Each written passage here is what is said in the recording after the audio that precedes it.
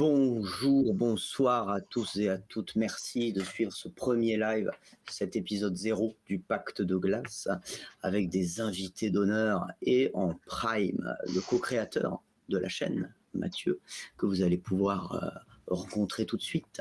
On va commencer très rapidement ce live avec une explication un peu générale, d'où le nom épisode 0, une explication un peu générale de comment ça va fonctionner. Qu'est-ce qu'on va faire, quelle est l'histoire dans laquelle vont évoluer nos personnages. Mais juste avant d'entrer dans les grands détails de cette histoire, on va accueillir tout le monde. Vous pouvez dire bonjour. Bonjour. Bonjour. Bonjour à tous. Alors, très rapidement, moi, je serai votre fidèle compteur l'endimanché pour vous servir ce soir. Et vous aurez avec vous en premier joueur, du coup on va dans l'ordre 1, 2, 3, 4 comme un livre. En premier joueur en haut à gauche, David, alias TS Salty sur Twitch également. Et Salty sur Twitch. Bien sûr. En deuxième personnage, joueuse, Emma. Merci d'être là. Coucou. Ça, c'est moi. Coucou. En troisième, ce ne sera pas un joueur ce soir car il nous manque une joueuse pour ce soir, mais on a une tête pensante, l'éminence grise derrière tout ça. Mathieu, merci d'être là. Merci à vous, merci à tout le monde. Très bien. Et enfin, en dernier joueur, un petit peu la personne qu'il nous fallait pour ce scénario, évidemment Félicien. Un peu la mascotte finalement, c'est vrai. Un peu la mascotte, un peu le pro finalement du jeu de rôle parmi nous. Le dieu, comme on l'appelle. L'expert. C'est même pas moi qui l'ai dit, hein. J'ai même pas payé les impôts, les gars. Donc, pour cette première partie, ça va être surtout Mathieu et moi qui allons parler, qui allons discuter de comment ça va se passer pour qu'on soit tous clairs, parce que évidemment, il y a certaines personnes qui vont regarder, qui ne sont pas forcément ouverts à ce qu'est du jeu de rôle, à comment ça marche, etc. Donc, je vais très rapidement refaire ma toute petite introduction au jeu de rôle. Alors, le jeu de rôle, qu'est-ce que c'est concrètement ? C'est un petit peu un mélange entre le jeu vidéo et les vieilles histoires, les vieilles légendes qu'on racontait au coin du feu il y a très très longtemps. Donc, on va avoir un conteur, un maître du jeu, le MJ, comme on va l'appeler le plus couramment. C'est moi. Il est là. C'est l'endimanché. C'est Ismaël également, de son vrai nom. Et donc, moi, je vais représenter tout ce que les joueurs ne sont pas. C'est-à-dire que les joueurs vont incarner chacun un personnage qui évolue dans un univers donné. Et tous les personnages qu'ils vont rencontrer, tous les ennemis, toutes les situations complexes auxquelles ils vont devoir faire face, ce sera moi qui vais les incarner. Le but étant, évidemment, de les confronter à une histoire qui les fera rire, pleurer, souffrir, mourir. Éventuellement, c'est mon but. En tout cas, on verra bien. C'est mon plus grand plaisir. Super. Évidemment, ils ne peuvent pas faire tout ce qu'ils veulent, parce que sinon c'est trop facile. Un joueur ne peut pas dire je monte debout sur mon cheval au galop et je tire avec mon arc sur une cible à 20 km. Ce n'est pas possible. Il peut essayer, mais il y a un système de probabilité de réussir ou pas une action selon sa difficulté. Et ça, c'est les dés qui vont nous aider à le déterminer. Parce qu'évidemment, il y a des dés dans le jeu de rôle. Alors, on va utiliser un système à la Warhammer, c'est-à-dire de dés 100, comme on en utilise beaucoup en France. Le système de dés 100, c'est très simple. Les personnages ont un nombre dans une statistique donnée, c'est-à-dire que par exemple David aura un personnage qui a 50 en agilité, et dans ce cas-là, s'il tire les dés pour réussir une action qui demande de l'agilité, eh bien il devra faire en dessous avec ses dés, un dé 100, donc il devra faire entre 0 et 50 pour pouvoir faire réussir son action. Évidemment, s'il fait plus que 50, c'est un échec.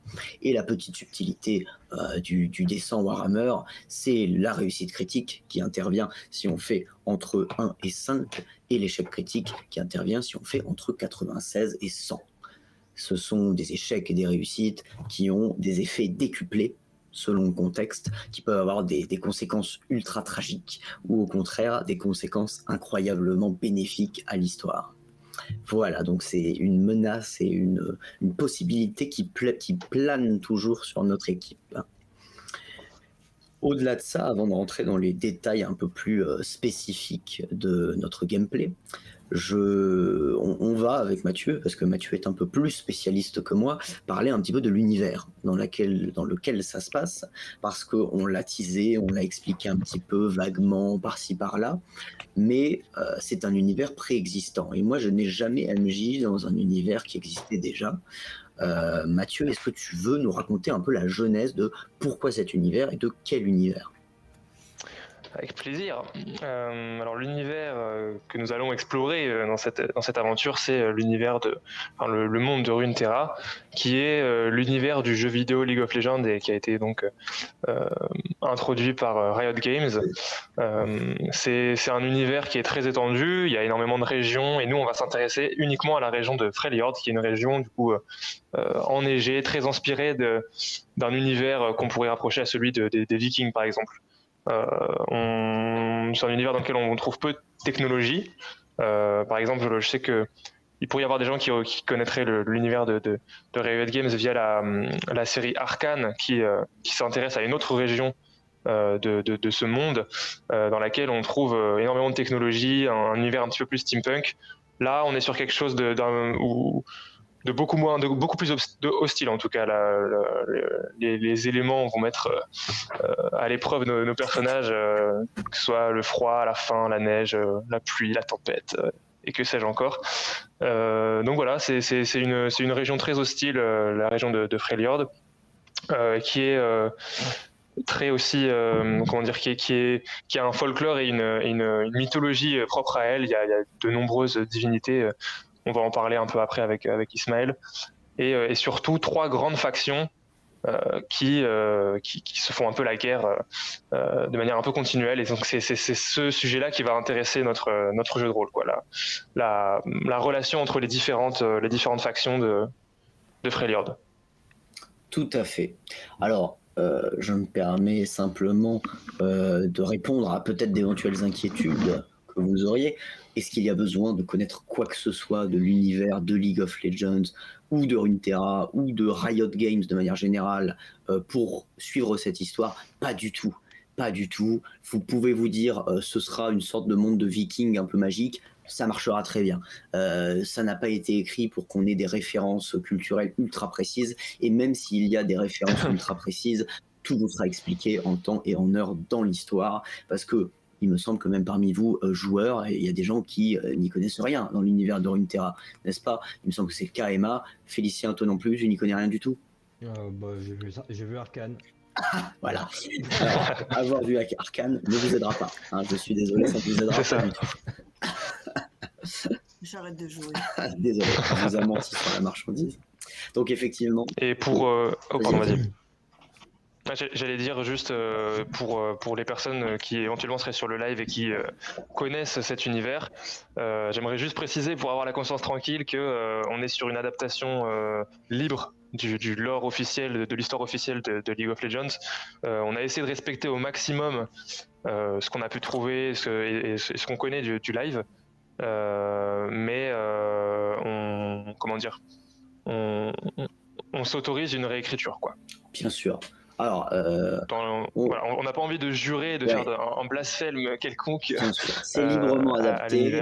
C'est librement adapté, mais bon, je me suis quand même tartiné des pages de wiki entières, donc autant dire que normalement on est à peu près dans les clous, quoi. Hein. On va peut-être inventer un ou deux sorts un petit peu nouveaux, mais au-delà de ça, normalement, ça devrait aller. Hein, si vous êtes des nazis du lore de Runeterra. J'ai quand même tapé entièrement un document de la timeline de tous les événements depuis le début de ce jeu pour essayer de comprendre un peu qu'est-ce qui se passait quand. Donc normalement, je suis à peu près au point sur quelle est l'histoire. Justement, je vais approfondir un peu ce que tu as évoqué un petit peu plus tôt et possiblement notre chère Régie qui est caché quelque part, va pouvoir afficher les fonds qui correspondent aux 3 différentes factions au moment où j'en parle, puisque, comme Mathieu vous l'a dit, il y a 3 factions à Freljord qui se font la guerre.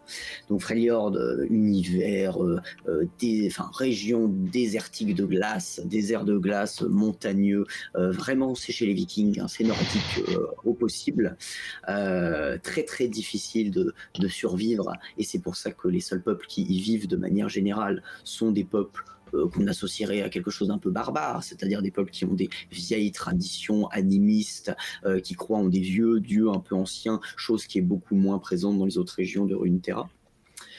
Et également, ce sont des peuples qui se font un peu la guerre constante et qui sont pour la plupart nomades ou qui ont tendance à beaucoup voyager à travers les montagnes.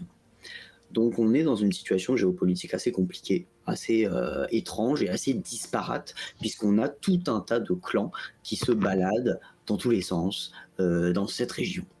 Néanmoins, on peut définir 3 clans. Le premier clan, on va dire le plus simple à expliquer, ça va être la griffe hivernale. La griffe hivernale, qu'est-ce que c'est ? C'est ce logo qu'on voit derrière nous, ces 2 haches entrecroisées, c'est les barbares de base, la griffe hivernale. C'est-à-dire que pour eux, le but c'est de suivre les traditions. Ça a toujours été comme ça, donc on va maintenir les choses comme ça. Les anciens dieux, on y croit, ils sont là pour nous, on va prier pour eux, etc. Et tous ceux qui vont essayer de changer un peu notre mode de vie, on va un peu essayer de leur casser la gueule, voilà, il faut le dire. On va essayer de les détruire. Donc un peuple un peu violent et qui est un peu régi, on peut le dire, par la loi du plus fort, où la pitié n'a pas vraiment sa place. Voilà, on peut le dire. Face à ça, il y a une deuxième faction qui est peut-être l'opposé total, c'est les Avars au sang. Les Avars au sang, menés par une reine un peu récemment trouvée, H, je ne sais pas comment vous voulez que je le dise, je dirais sans doute H à travers la partie, mais je préfère dire les deux au cas où. Ce sont des gens qui se veulent civilisés, ou qui en tout cas essayent d'obtenir une paix à Freljord.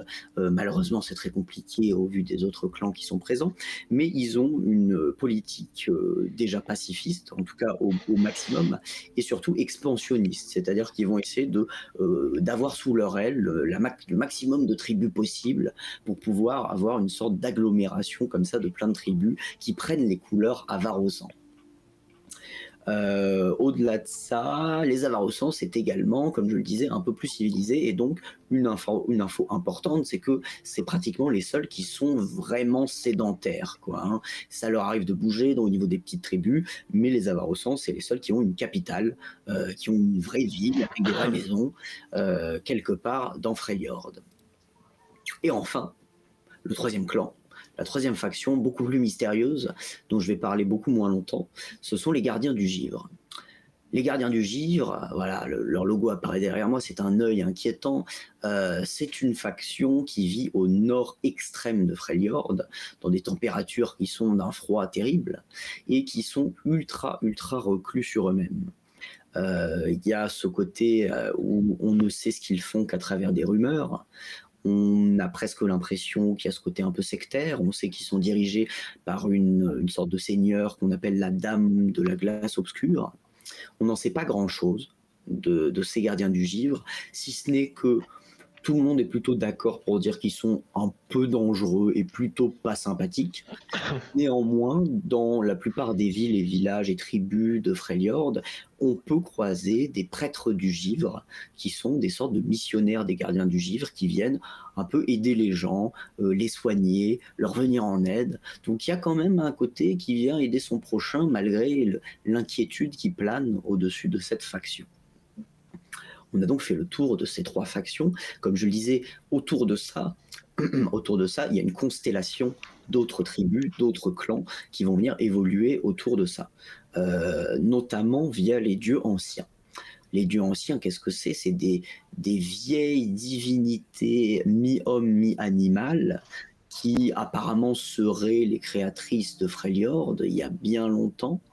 On ne retrouve d'elles que des traces de nos jours, c'est-à-dire que personne n'a de preuves concrètes à apporter que ces divinités ont vraiment existé ou existent vraiment toujours, mais il y a des cultes, il y a des croyances ancestrales qui ont été gardées par les habitants de Freljord et qui sont encore à ce jour plutôt respectées. On nommera au fil de l'aventure certains de ces dieux anciens. Ceux qui sont familiers avec l'univers de League of Legends reconnaîtront évidemment Anivia, Ornn ou Volibear, qui sont des divinités de Freljord. Sachant que voilà, il y a des divinités plus ou moins sympathiques, et évidemment, à Freljord, la religion est associée de manière très très spécifique à la magie. Donc, il n'est pas rare de voir des gens se voir accorder des bienfaits de ces anciens dieux qui leur permettent de se modifier physiquement ou d'avoir des compétences hors du commun qui s'approchent de l'animal que représente le dieu en question. Voilà. Donc, on va avoir une tribu de tel animal ou une tribu de tel animal au fur et à mesure de notre histoire. Ne vous en étonnez pas, ils adorent un dieu en particulier. Il y a également, et ça j'en parle assez rapidement parce que ça a un impact ténu sur notre histoire, une sorte de conflit religieux avec d'autres gens. Tout le monde n'est pas d'accord à Freljord sur le fait qu'il faut prier les dieux anciens. Parce qu'il existe également un culte qui est voué à trois sœurs, les trois sœurs, c'est comme ça qu'on les appelle, Avarossa, Lysandra et Serilda, si je ne dis pas de bêtises, qui sont trois personnages quasi divins qui auraient également existé à Freljord, mais on n'est pas sûr, on n'a pas vraiment des preuves, c'est la même chose, juste ils ne font pas partie du même panthéon que les dieux anciens. Donc il y a une sorte de quiproquo à ce niveau-là, et peut-être que nos joueurs réussiront à en apprendre plus, à savoir qui sont les vrais dieux et qui sont les impostures. Enfin, il existe, et je préfère le préciser parce que c'est important, il existe, ne l'oublions pas, un monde en dehors de Freljord. Freljord est à l'extrême nord du continent de Valoran, mais en dessous, il y a d'autres régions.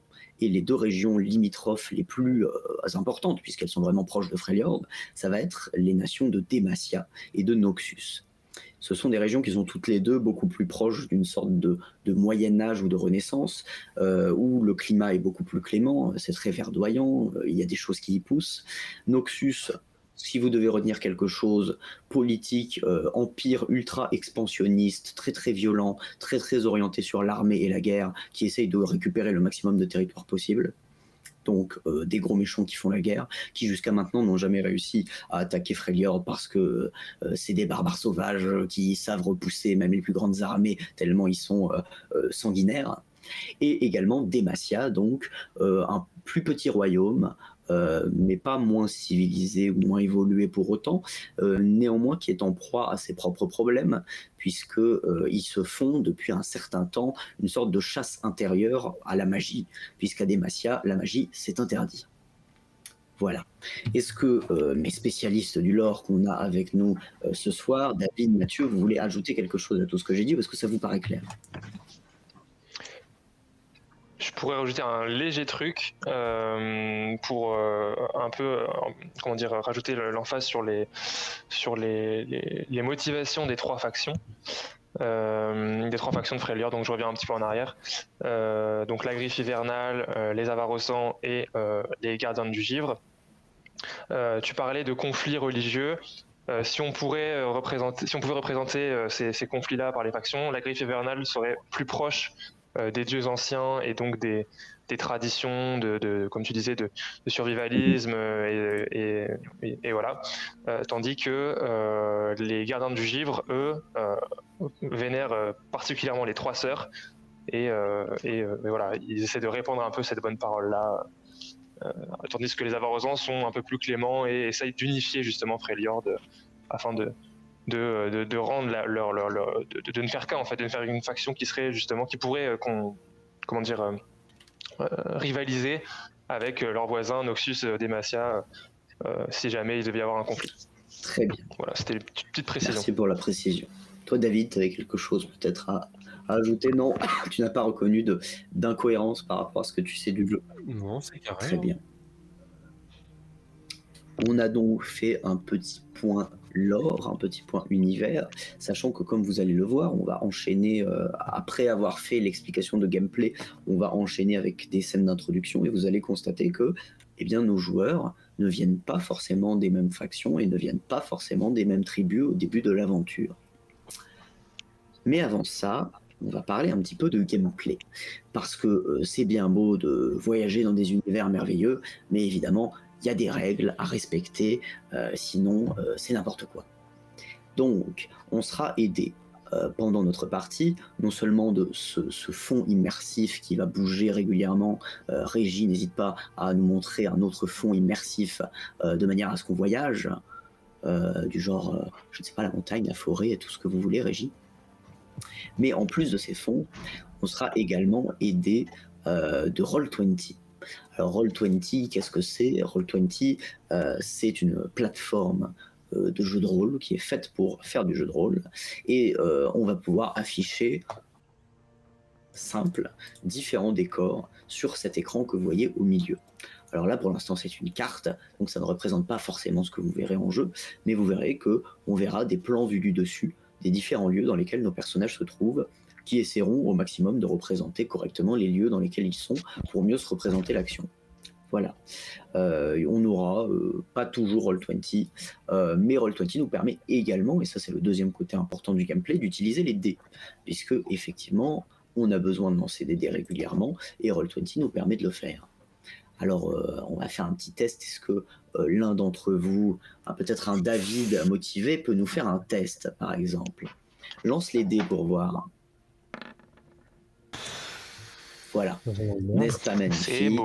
Les dés sont apparus à l'écran. David a fait un 72. C'est un jet effectivement qui représenterait un échec dans la plupart de ses statistiques. Mais au moins, il nous a montré que les dés étaient magnifiques. Ils sont beaux, ils sont très très beaux. Et ils apparaissent au-dessus de nos têtes, c'est ça qui est bien. On va passer du coup au dur du gameplay, à la partie vraiment où on va parler de nombres et de statistiques. Vous allez voir, ça va être très rapide. On va manger des chiens. Ça va être très rapide, mais il faut bien y passer pour que ce soit compréhensible ensuite. Tout d'abord, est-ce que la régie est capable de m'afficher une fiche perso pour voir si on est capable d'avoir... Voilà, elle est un peu petite, on va zoomer dedans un petit peu, on va essayer de voir un peu mieux, mais voilà une fiche perso.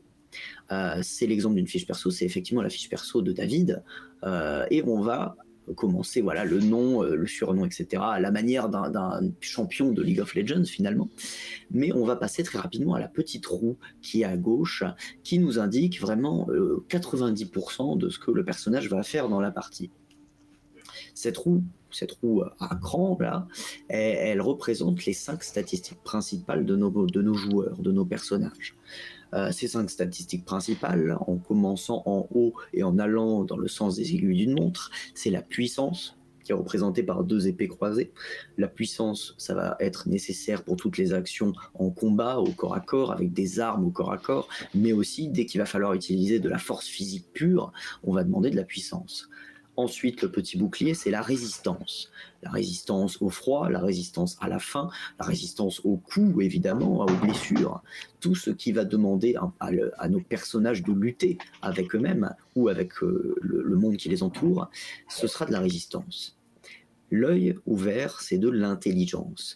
Alors l'intelligence, c'est plusieurs choses. C'est à la fois leur connaissance du monde qui les entoure, leur culture générale des choses ou de différents sujets précis, mais également leur façon d'observer autour d'eux, leur capacité à percevoir les choses, à entendre un bruit ou voir une ombre au loin. C'est leur capacité à avoir une sorte de 6e sens, un instinct du danger et une compréhension des énigmes et des puzzles. La petite botte qui court, c'est très évident, c'est la dextérité, qui va désigner la vitesse d'un personnage, mais également son agilité, sa capacité à éviter des coups ou des dangers, sa capacité à se faire discret quand la situation le demandera. Et enfin, une petite bulle avec 3 petits points dedans, c'est le plus évident, c'est le charisme. C'est tout ce qui va nécessiter de dialoguer, de convaincre, de charmer, d'intimider, de motiver des troupes. Dès qu'il va y avoir contact visuel, physique avec des gens, c'est le charisme qu'on va mettre en avant. Voilà. Donc, au fur et à mesure de la partie, je demanderai à nos chers joueurs de me faire un jet de charisme, un jet de puissance, un jet de dextérité, et vous saurez que ça correspond à ces statistiques. Vous n'avez pas besoin de savoir ce qu'il y a sur la fiche perso des personnages, on le dira évidemment à chaque fois à voix haute sur combien est le jet et s'il est réussi ou raté.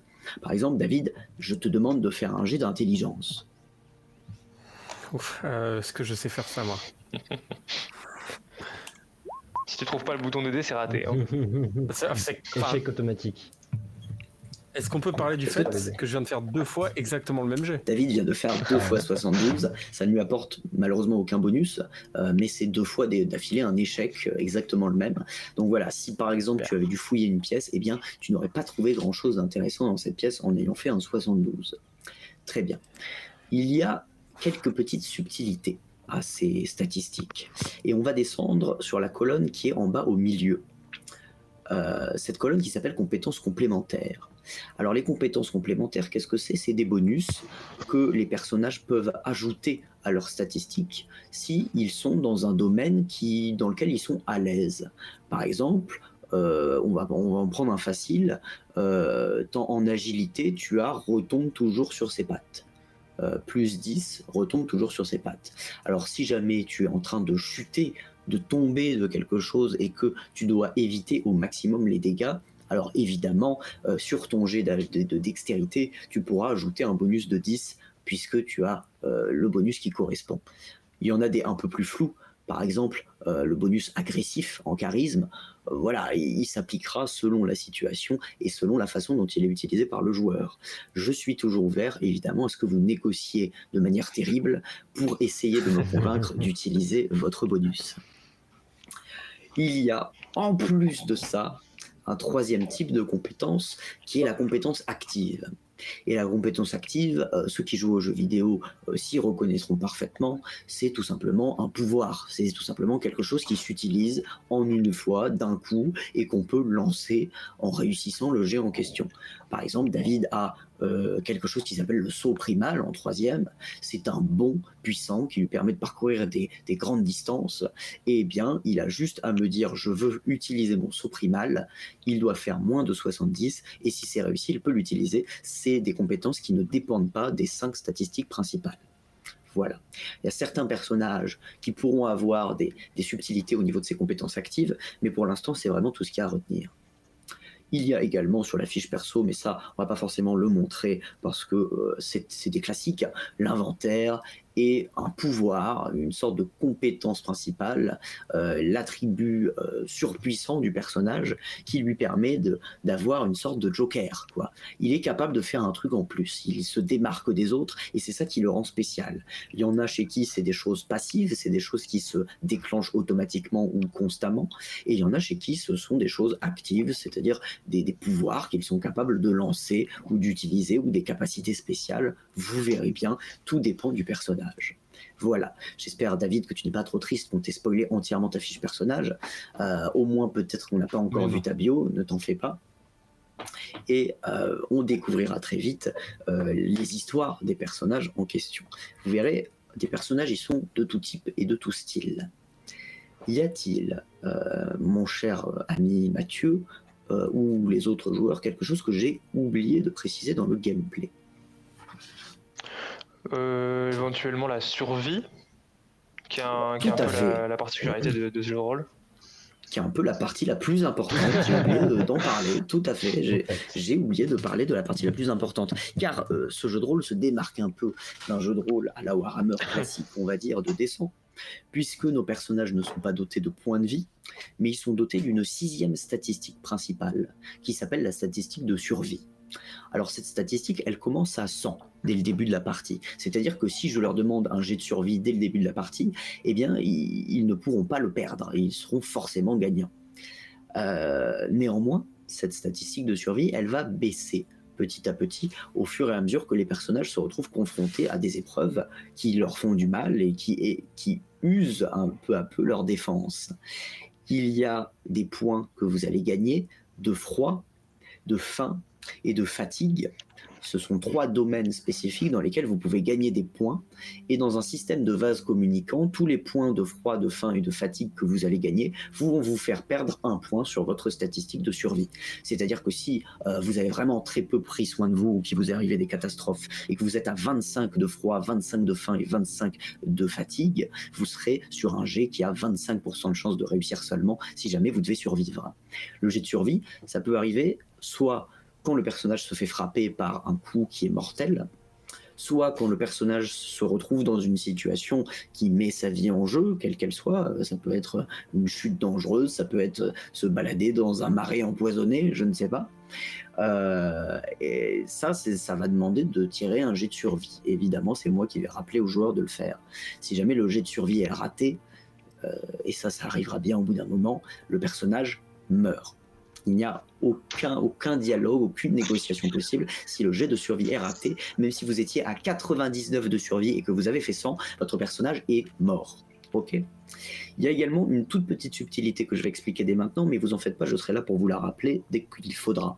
Si jamais, à n'importe quel moment du jeu, vous dépassez un certain cap, un certain point qui est de 15, je crois, 20, pardon. Si jamais vous dépassez à n'importe quel moment 20 en froid, 20 en faim ou 20 en fatigue, vous allez rentrer dans ce qu'on appelle l'état extrême.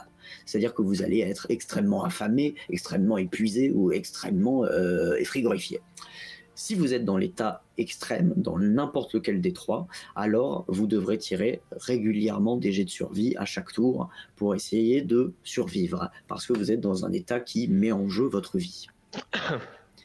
Voilà, je crois avoir expliqué le système de jet de survie de manière assez claire. Évidemment, ne vous en faites pas, si jamais un personnage meurt, il se passera quelque chose. Vous pourrez continuer à jouer, ce ne sera pas la fin de votre aventure en tant que joueur, il y a une suite à ça, mais votre personnage ne sera plus. La puissance du reroll. Voilà. On n'en dira pas plus pour l'instant. On garde la surprise sur ce qui se passera en cas de décès, mais ça va arriver. Est-ce que c'est clair pour vous, les joueurs? Très. Very clear. C'est bon. C'est bon. J'aimerais juste préciser juste un petit truc pour nos chers viewers. Du coup, moi, avec Ismaël, on a écrit ensemble ce scénario. C'est Ismaël qui va l'animer. Aujourd'hui, là, moi, je suis venu un peu pour dire bonjour, profiter un peu du live, voir un peu les amis, mais je vais m'en aller très vite. Et à partir de la semaine prochaine, ce sera Anissa que vous rencontrerez la semaine prochaine, qui prendra ma place en tant que joueuse. Et malheureusement, elle n'a pas pu être là avec nous aujourd'hui à cause d'un problème purement technique. Et normalement, dès la semaine prochaine, elle devrait faire partie de l'aventure. Donc voilà, moi, si vous allez commencer à la partie, je pense que je vais pas tarder à vous dire au revoir. Ok. Problème de connexion. Ok. Terrible. Ouais, Eh bien, triste. Triste. Effectivement, on pense à Anissa qui ne peut pas nous regarder parce qu'elle n'a pas de connexion du tout, mais qui regardera la rediff en pleurant. Et surtout ça. C'est certain. Ouais, donc ouais, j'en profite oui. aussi pour ajouter du coup que cette première partie devrait être plus courte que, enfin potentiellement, on verra, on sait jamais avec le jeu de rôle, ça peut durer toujours des heures pour des broutilles, mais techniquement cette session est censée être un peu plus courte, c'est pour ça qu'on a bien pris le temps de rappeler, enfin d'expliquer l'univers, de parler des règles, tout ça.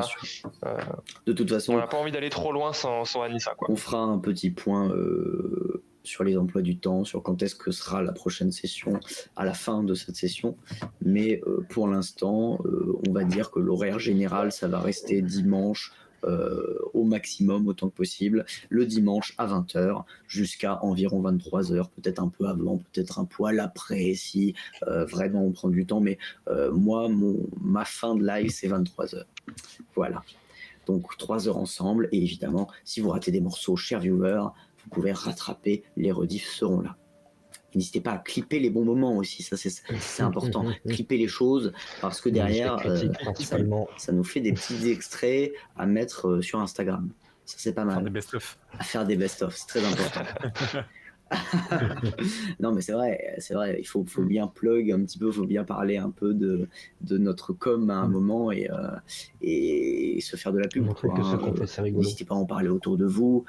Pour l'instant, on fait ça avec vraiment une toute petite communauté, en ayant fait très peu de com, etc. Parce que le but, c'est aussi de se tester nous-mêmes, de voir si la technique marche, de voir si on est capable de tenir toute une partie. Mais une fois que ce sera lancé, on va commencer à essayer de prendre un petit peu en ambition. Donc évidemment, parlez-en autour de vous, ça ne peut que nous aider. On va pouvoir passer à la partie. Est-ce que vous êtes chauds, les joueurs? Vous êtes prêts à jouer? Yes. Parfait pour moi. Bah, écoutez, moi je vous dis au revoir et bon live, amusez-vous bien. J'ai hâte de voir. Merci. J'ai hâte de voir cette aventure se dérouler sous mes petits yeux de spectateur. J'ai trop hâte. On va le voir Ok, bondir. trop cool. Et ben on se dit à toutes. Bondir de voix derrière. Amusez-vous bien. Salut. Donc, on va commencer à jouer. Je vais vous demander un poil de silence, le temps que je lance un peu tout ça. Est-ce que je mets une musique particulière? Qu'est-ce qui pourrait être bien? Tac, tac, tac. On va mettre ça. Hop, voilà, on va changer un peu d'ambiance musicale et on va passer, si possible, sur le Roll20 de manière à ce que je puisse vous montrer cette carte. Parce que on va commencer avec le personnage de Félicien. Ok. Et ton personnage actuellement, hop, sur la carte, je viens d'afficher un tout petit point noir. Il est là sur la carte actuellement de Freljord. Ouais, je suis paumé en pleine pampa, quoi. Enfin, tu es paumé un petit peu dans la neige. C'est tout à fait le cas. Et hop, je vais changer de map. Et normalement, on va arriver ailleurs. Oui. Alors. Je te laisse un tout petit peu prendre connaissance. Je vous laisse un tout petit peu prendre connaissance. Toi, Félicien, tu vas jouer, et on peut le dire dès maintenant, on va pouvoir afficher la bannière de personnage. Tu vas jouer Magina, feu sacré. Tout à fait. Tout à fait. Bonne vieille Magina. Magina ou Magena d'ailleurs? Tu le dis comme tu veux. Moi, je vais dire Magina pour un souci de rapidité.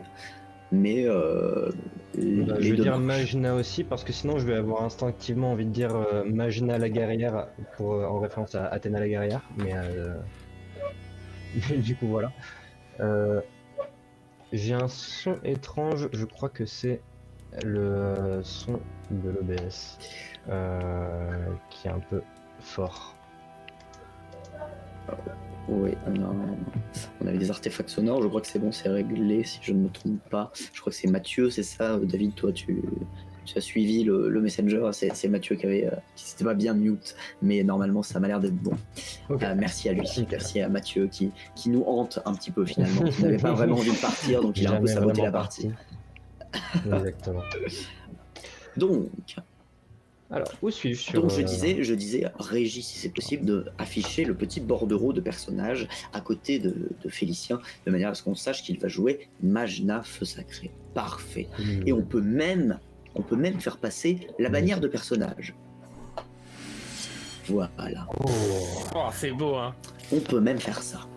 Magique. Très bien. Très beau. Ça peut être sa mère. Donc... on va commencer, j'ai un petit roman à vous lire, et ensuite on va pouvoir jouer. Magina, tu es dans un campement éphémère, un de ces nombreux campements qui pullulent près du campement principal de la Griffe hivernale.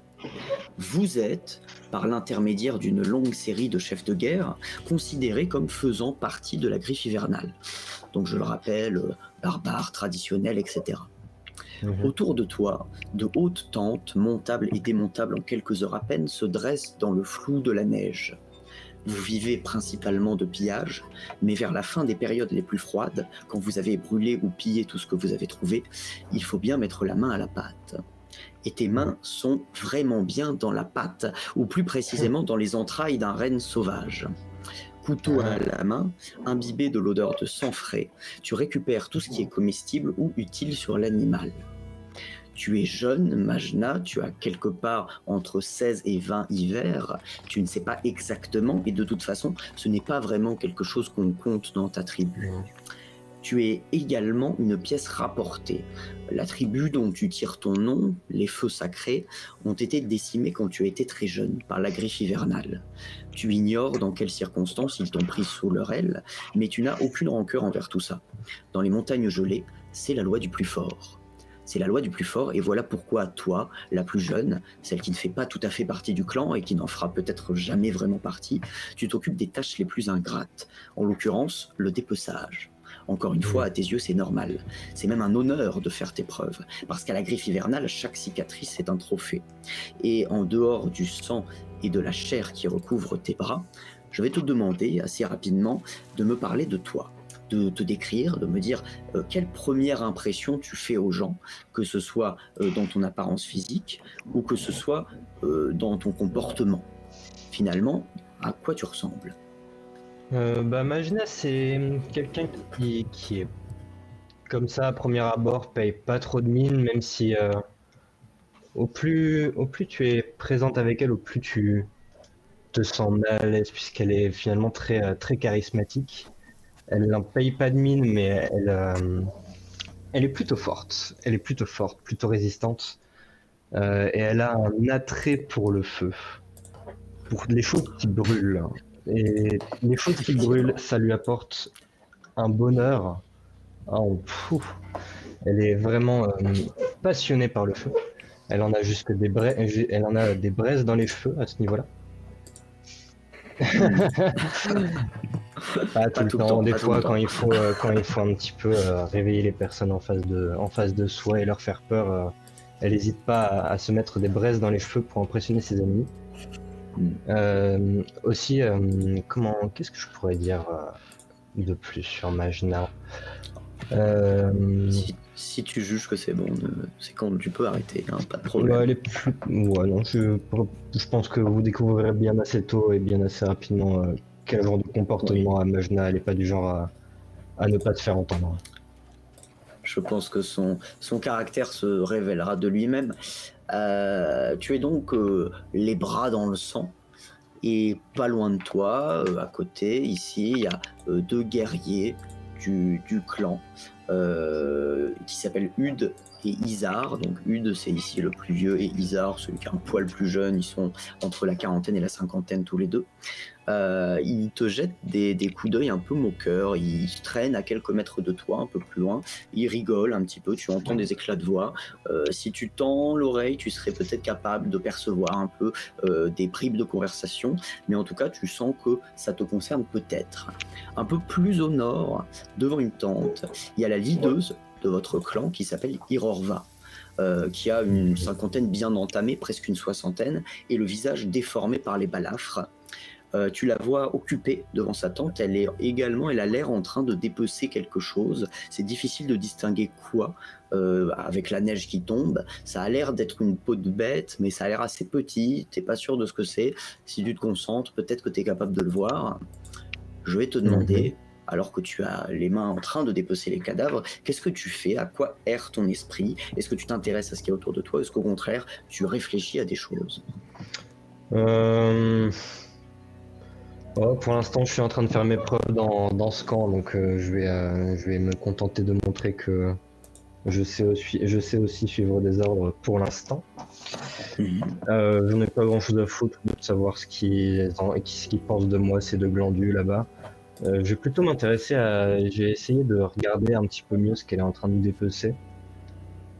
Je sais que j'arriverai probablement pas à le voir, mais j'essaie de jeter un œil comme ça. Un peu curieux. Tu jettes des petits coups d'œil un peu curieux, un peu discret. Je vais te demander de me faire un jet d'intelligence. Pas vraiment mon point fort. Pas vraiment ton point fort. C'est réussi cependant. Il me semble, je vais vérifier, mais il me semble que je suis bon. D'accord. Alors, est-ce que tu pourras juste, Félicien, activer dans tes paramètres? Tu n'as pas les dés en 3D d'activer, semblerait-il. Tu peux juste aller tout à droite dans les paramètres, option des dés, et cocher tout. Je coche tout. Voilà, tout est coché. C'est bon? Très bien. Désolé du coup pour ce jet que vous ne verrez pas. C'était un 25, c'est bien ça, Oui, si je ne me trompe Tout pas. à fait. C'était un 25. C'est donc une Ouais. réussite. N'hésitez pas, joueurs, à rappeler à chaque fois à combien vous êtes, sur combien se joue votre statistique. Comme ça, on a un peu l'idée de la difficulté que ça représente. C'est du coup, il fait un 25 Oui. sur 40. Sur 40, donc c'était pas gagné. Tu observes donc Irorva qui est en train de dépecer quelque chose et tu te rends compte en plissant un peu les yeux, en t'intéressant à ce qu'elle fait, que la peau de bête que tu vois n'est pas celle d'une bête, enfin si c'est celle d'une bête, mais c'est une couverture, c'est une peau de bête qui a été tannée, c'est un morceau d'étoffe en fait qui entoure quelque chose qui semble être une forme qui ferait la taille d'un animal un peu moyen. Peut-être qu'un coup d'œil un petit peu mal avisé à un moment verra qu'à un moment elle fait un peu glisser ce qu'elle tient et qu'il y a une sorte de main humaine bleuie par le froid qui tombe de la peau de bête et qui glisse dans la neige.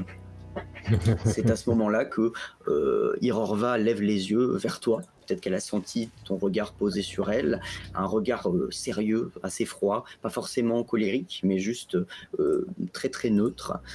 Et toi, tu baisses les yeux, parce que forcément, la chef du clan, il vaut mieux pas fouiller trop dans ses affaires. Hein. Je baisse pas les yeux. Je peux corriger quand même ou je rebaisse les yeux? Vas-y. D'accord. Bah franchement, je baisse pas les yeux, je la regarde et ça me fait rire. Ça me fait rire parce que je le vois un petit peu comme un trophée qu'elle a récupéré d'une dernière bataille probablement, d'un dernier raid.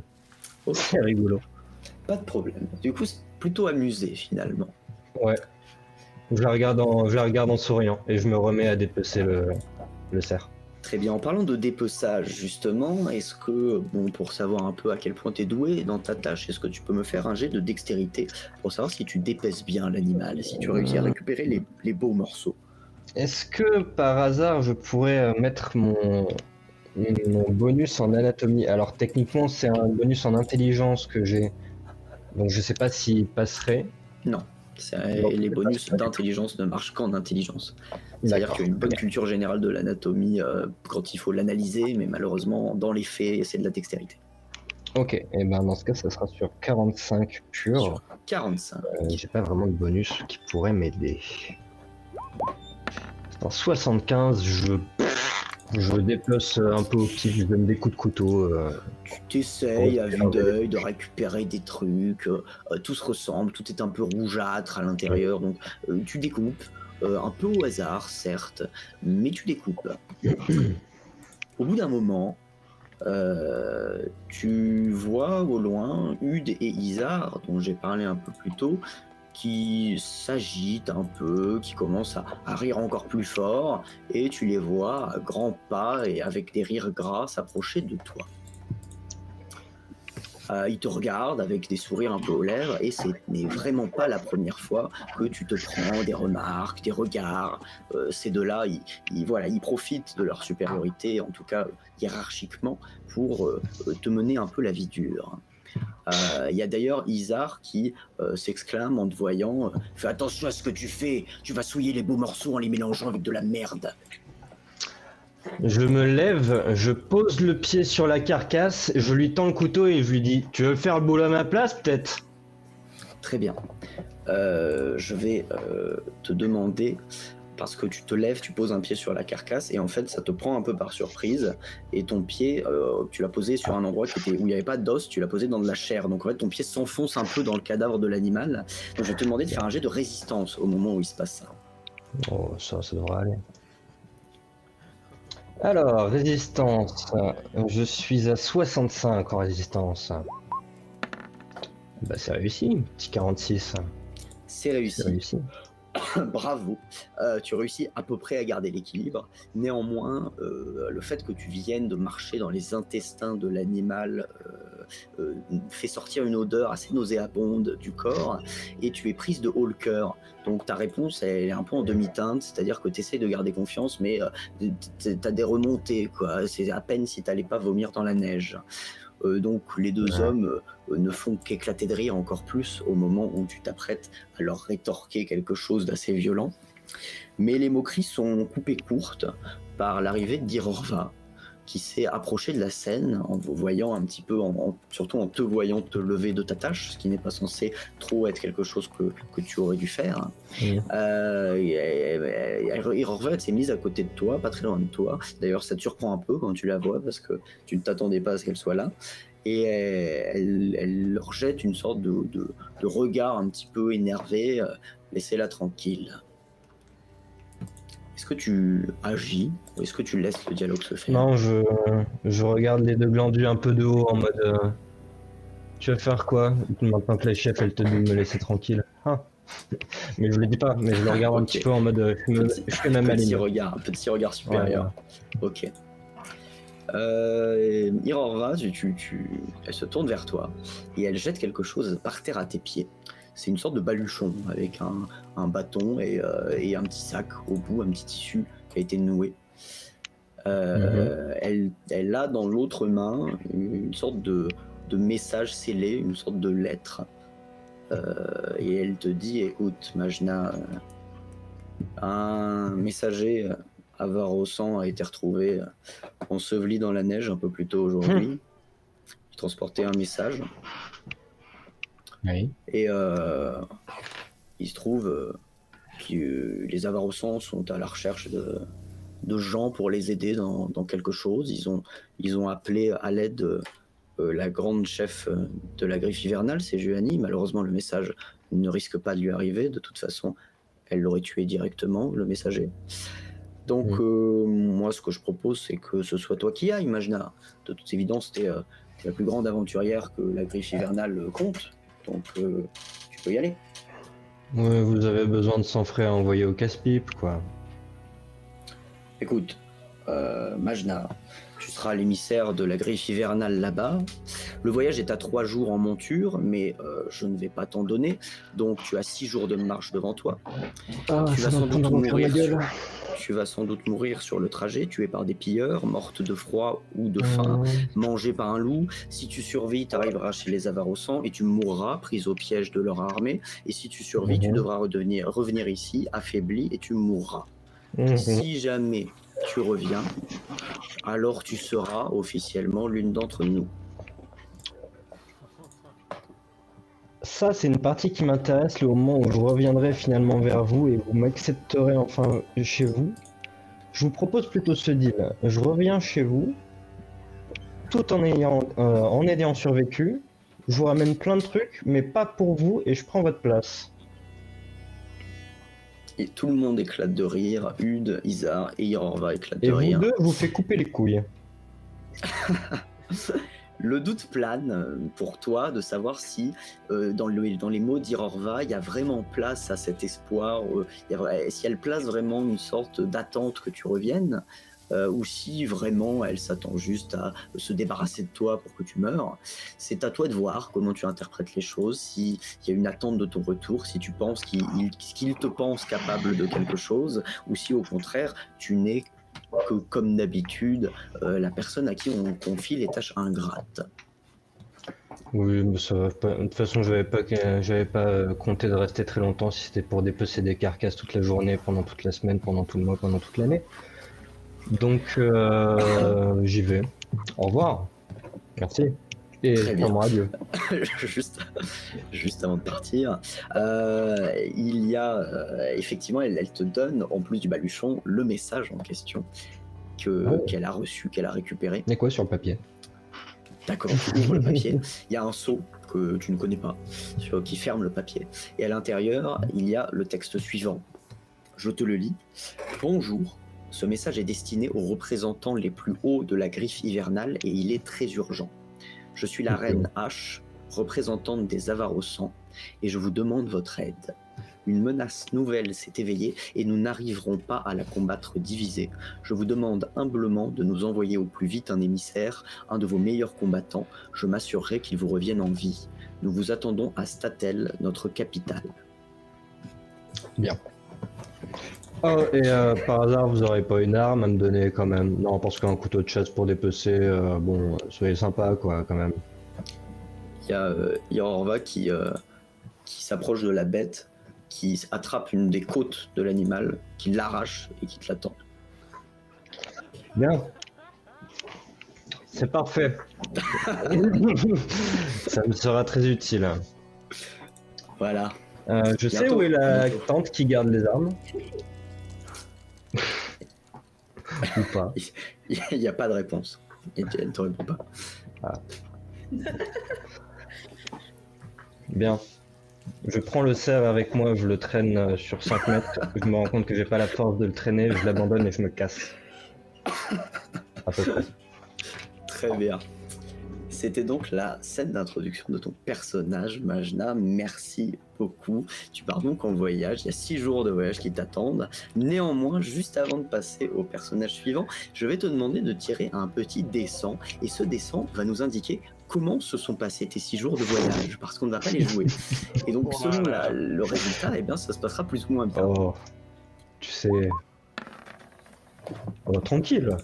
34. Combien 34. Ça s'est plutôt bien passé dans l'ensemble. Ça s'est plutôt bien passé. J'ai encore la demander- côte du cerf avec moi. Tu peux En l'ajouter arrivant à ton là-bas. inventaire sans aucun Ouais. problème. Et je vais te demander d'ajouter, tu vois, dans Roll20, si tu cliques sur ton personnage, il y a les 3 petites jauges au-dessus. Ça, c'est bon pour vous tous. Si vous cliquez sur votre petit token de personnage quand vous l'aurez. Ah oui, mais toi, je crois que. Mais j'ai pas il encore est le pas... contrôle. Oui, Ouais. t'as pas le contrôle. Bon, tant pis. En tout cas, tu peux noter quelque part que tu as pris un point de fatigue. Il y a un endroit où on a des notes, n'est-ce pas?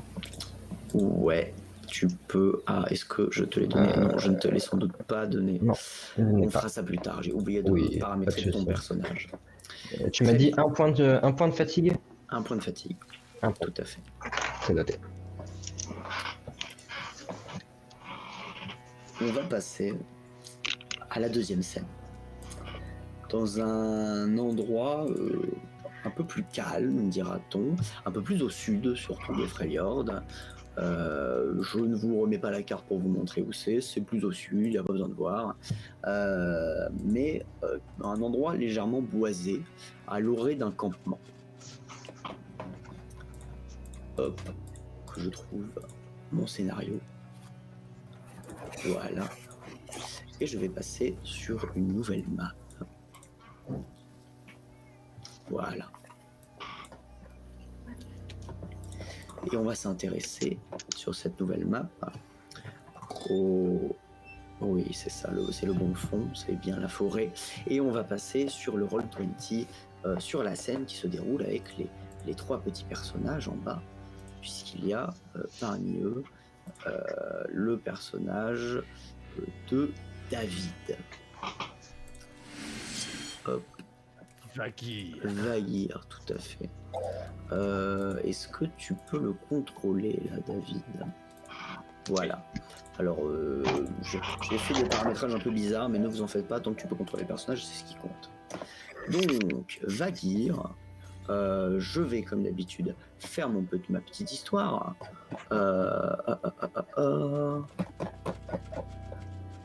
Voilà. Vagir, il y a un énorme stalactite de glace acéré qui te fonce dessus. Fais un jet de dextérité. Voilà. Seconde 1 du personnage. Seconde 1 du Je personnage. suis en posture de la griffe ou pas? Tu n'es pas en posture de la griffe. Esquive. C'est réussi, c'est très bien réussi. Tu esquives sans trop de problème. Et la stalactite, juste après être passé à côté de toi, explose en petits morceaux de glace et puis disparaît dans une sorte de nuage de condensation. Mais vous êtes malade. Tu es dans une sorte de partie un peu clairsemée du camp du renard, ce camp dont tu fais partie depuis toujours. Tu es un peu à l'extérieur du camp et en face de toi, à quelques mètres, se tient Sarema. Alors, Sarema, c'est ce personnage-là qui a une sorte de crâne d'animal un petit peu masque sur la tête, qui ne le recouvre pas, mais qu'elle met au-dessus de sa tête. C'est la chef du clan du renard. D'aussi longtemps que tu t'en souviens, elle a toujours veillé sur vous et elle a permis votre survie. Elle est réputée pour sa sagesse et sa sympathie. Et tu l'entends, elle te regarde et tu l'entends te dire « Trop lent, Vagir ». Et Putain, alors à ce qu'il y a moment-là, plein de raisons. oui, Je la regarde et je grogne. très bien. Vagir, tu es également à côté de Hildamé. Hildamé qui, pour l'instant, ne sera joué par moi, mais qui est le personnage que jouera Anissa pour la prochaine session. Hildamé est là et elle participe à l'entraînement avec vous. D'ailleurs, Sarema se retourne vers elle et elle tend une main, Sarema, et le sol commence à se fissurer sous les pieds d'Hildamé, mais aussi sous tes pieds à toi. Au bout de à peine 1 seconde, 2 secondes, tu commences à être projeté vers le haut sur le morceau de sol sur lequel tu te tenais. Que fais-tu ? Bah, est-ce que là, je me sens suffisamment en danger, là?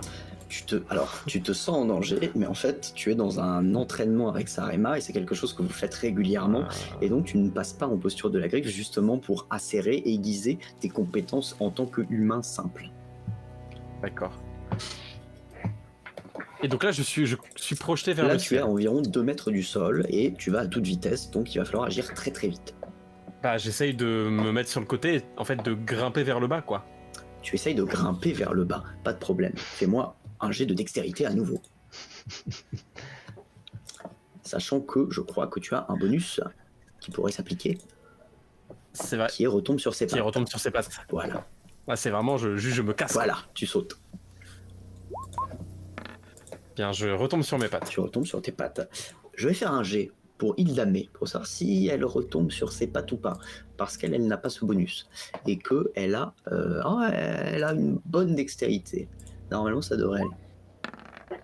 Eh bien, ça ne va pas. Ça ne va pas. Hildamé, Anissa commencera la partie la prochaine fois, peut-être avec quelques blessures en plus par rapport à vous. Sans Mais qu'elle ait rien demandé. en tout cas, Hildamé tombe du rocher qui est en l'air et elle s'étale par terre, elle s'éclate le visage tête la première dans la neige et elle tombe au sol de manière un peu piteuse. Alors que toi, Vagir, eh ben, tu vas étrangement bien. C'est quoi le nom du personnage déjà? Qui, Sarema, votre chef ou Hildamé? Sarema. Sarema, oui. Je la regarde, je fais trop lent, Sarema. Elle te regarde, elle hausse un sourcil, fait un jet d'intelligence. Instinct de survie. Oui, tout à fait. Totalement. Ouah. Ah, c'est raté. Donc, tu te dis trop lent, Sarema. Elle te regarde, elle lève un sourcil et le morceau de roche qui était en l'air duquel tu viens de sauter te retombe dessus. Voilà. Et donc tu te fais le truc explose en touchant ta tête. Et évidemment, tu es à peine blessé parce qu'elle elle vous entraîne, elle est pas là pour vous faire vraiment mal. Mais en tout cas, voilà, tu te sens un petit peu remis à ta place par Sarema. Putain, c'est moi qui vais tuer les barbares.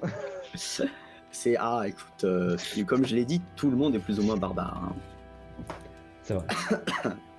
Donc, vous êtes un peu essoufflé, toi comme Hildamé plus que toi quand même, mais tu viens de te prendre quand même un assez gros rocher sur la tête. En tout cas, rien que la surprise était suffisante. Sarema, avec un air préoccupé, vous regarde un peu tous les deux. Elle réfléchit, puis elle dit, écoutez, l'entraînement est terminé pour ce soir. Allez au feu, allez récupérer de quoi boire, de quoi manger, à votre faim. Prenez plus que nécessaire s'il le faut, puis rejoignez-moi dans ma tente. Il faut qu'on fasse un dernier point avant votre départ. Le départ en question, vous le savez, Hildamé et toi, vous avez été choisis pour partir d'après la demande que vous avez reçue, la missive des Avarossans. Sarema vous prépare depuis plusieurs jours déjà à partir. Contrairement à Majna, vous êtes sous les meilleurs auspices, c'est-à-dire que Sarema est ultra bienveillante et elle veut que vous réussissiez. Mais elle a également beaucoup de sévérité et qui cache sans doute beaucoup d'inquiétude pour vous. Sur ce, elle s'en va. Elle se dirige vers sa tente et juste à côté de sa tente, il y a le feu de camp en question, ici où on mange en général.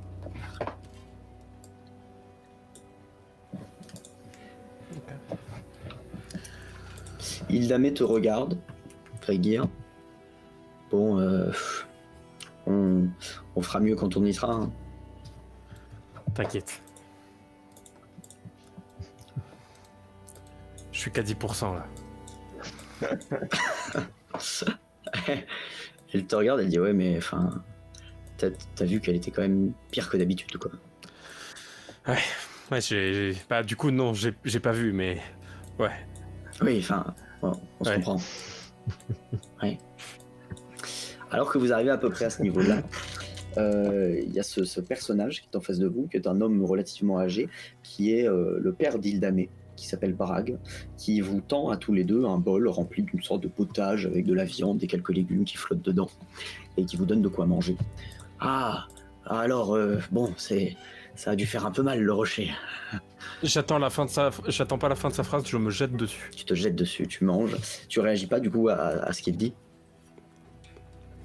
Je le regarde et je fais, bon, ça va. Il s'enquiert un peu plus de Hildamé, il lui demande si ça va bien, il essaye de lui soigner un petit peu les petites blessures, les petites éraflures qu'elle a sur le visage, d'être tombée peut-être la première dans les rochers. Il prend soin d'elle et de vous tous les deux d'ailleurs. C'est vrai que Vakir, toi, tes parents, tu ne les as plus, aucun des deux, tu es un peu plus âgé quand même que Hildamé.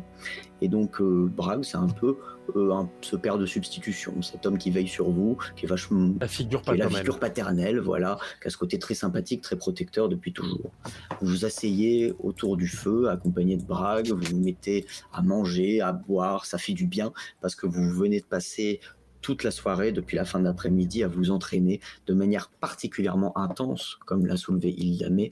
C'était un petit peu compliqué, et vous vous doutez que ce qui vous attend chez les Avarossans à Statel est peut-être assez dangereux, au point que Sarema vous entraîne de manière très très drastique.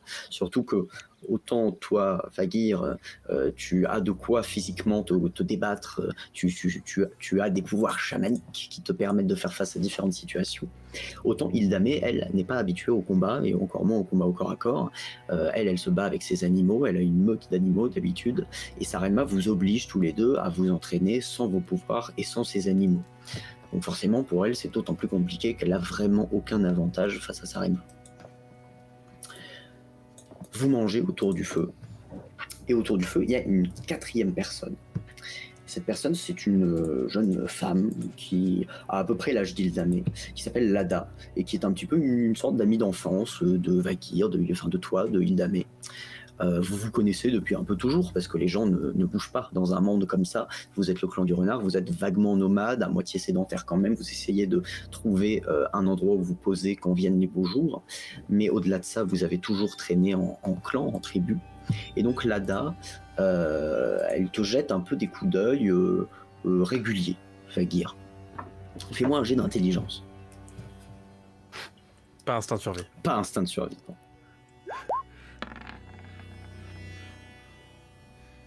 C'est raté. C'est raté. Tu ne sais pas ce qu'elle te veut, Lada, mais elle te jette des regards insistants et ça te met un peu mal à l'aise. Donc tu hésites à peut-être aller lui demander quoi, tu sais pas trop, voilà, t'aimes pas trop. À côté de ça, il y a également Bragg qui commence à qui s'enquérit toujours de votre situation, qui est tout à fait disponible pour discuter si jamais tu as envie de tailler une bavette avec lui sur le camp. Et sinon, tu peux juste te concentrer sur ta nourriture pour récupérer d'autant mieux et te reposer. Qu'est-ce que tu fais? Ah bah là, tant que j'ai à manger, moi je mange. Très bien. Est-ce que tu... Mais tu sais, je lui lance des petits regards en mode... c'est quoi le problème, quoi, mais... Alada? Ouais, je la guette un peu. Tout à fait. Tu vois que toi, t'es occupé à manger. Voilà. D'ailleurs, question. Est-ce que tu manges une part classique, on va dire, la part d'un bol qui est donnée à tous les gens de la tribu, ou est-ce que tu te permets un écart, étant donné que tu sais que tu vas bientôt partir en voyage ce soir même? Est-ce que tu te permets d'en prendre un peu plus? Bah franchement, je me suis entraîné toute l'après-midi, et en plus je vais partir. Une petite dose. Petite dose en plus, je pense. Petite dose. Ok. Pendant que tu es occupé à te resservir, tu prends dans le pot qui est sur le feu, tu vois, tu te rassieds, et quand tu te rassieds, tu remarques que Lada s'est légèrement approchée. Elle est assise, elle continue à manger, et elle est un tout petit peu plus proche. Je la regarde, mais un peu plus, quoi, en mode... Il y a vraiment Tu sais, je mange, mais vraiment les yeux de côté en la il y a regardant. un Quoi. jeu de regard très intense qui commence à se jouer autour de ce feu de camp. Tout le monde a des regards un petit peu interrogateurs, un petit peu intenses comme ça. Personne ne dit rien. au bout d'un moment, alors que tu la regardes, elle commence à se rapprocher encore un peu plus. Elle est vraiment à côté de toi maintenant, sur un des troncs, sur le côté, et elle se penche un peu vers toi. Elle fait Vagir. Qu'est-ce qu'il y a? À ce moment-là, Hildamé pose son bol. Elle fait voilà, j'ai fini de manger. Vagir, on y va?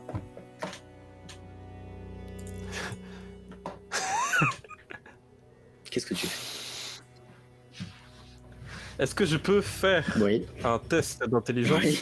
pour savoir si elle me kiffe? Bah écoute, ce test d'intelligence, je suis navré de te le dire, tu l'as raté. Ah, c'est celui que j'ai Tu raté. l'as raté. Mais D'accord. tu t'en rends compte par toi-même en tant que joueur, donc ton personnage s'en rend compte également. Il est possible que Lada te kiffe. Lada. Il y a un Lada point d'interrogation. Oui, non, j'ai compris. Sachant que Hildamé, du coup, est debout devant vous et attend. Et Lada dit je voulais savoir, tu vas partir et ça va aller? Bah oui. Pourquoi?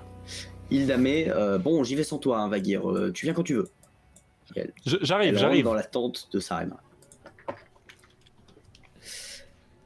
Et écoute, Vagir, je sais que c'est peut-être un moment un petit peu pas très opportun pour parler de choses un peu sérieuses comme ça, mais je me demandais si tu voulais pas que, parce que en fait tu me plais plutôt bien, et en fait le fait que tu partes fait que je me dis, j'aurai peut-être plus jamais l'occasion de te le dire. Tu vas très probablement mourir, en tout cas c'est ce que mes parents disent, donc je préfère te le dire maintenant. J'ai des sentiments pour toi. Ok. Bah, bon courage, hein. Et je m'en vais.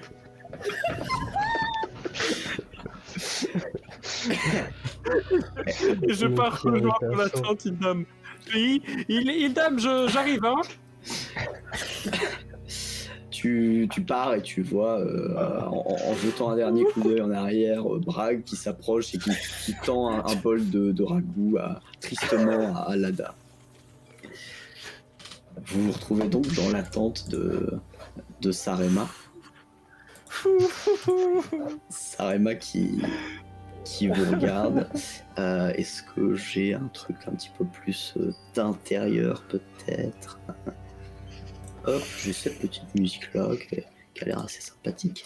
Vous êtes à l'intérieur de la tente de Sarema, qui est une grande tente assez décorée, assez jolie. Enfin, c'est la chef, quoi, ça se voit, et ça se voit qu'elle est puissante, puisqu'il y a pas mal d'artefacts qui ont l'air un petit peu anciens, un petit peu magiques. Elle vous regarde un peu longtemps, sans parler, tous les deux. Elle s'approche de toi, Vagir. Elle te tend une petite gemme blanche, un peu circulaire, qui tient dans ta main. Tu peux l'ajouter à ton inventaire. Tu peux marquer pierre blanche pour l'instant. Et ensuite, elle s'approche de Hildamé et elle lui tend un papier, un rouleau de parchemin scellé par le sceau Avarosan. Enfin, scellé, qui a été ouvert, mais qui portait le sceau Avarosan. Elle vous dit, écoutez, si j'avais pu, j'y serais allé moi-même. Vous allez aller jusqu'au Statel. Vous allez retrouver Sinfor, notre oracle vénérable, qui depuis bien des années travaillait avec le camp du renard. C'est lui qui est parti voir Silouen il y a quelques semaines, et je pense qu'il n'est pas totalement étranger à ce message urgent que nous avons reçu.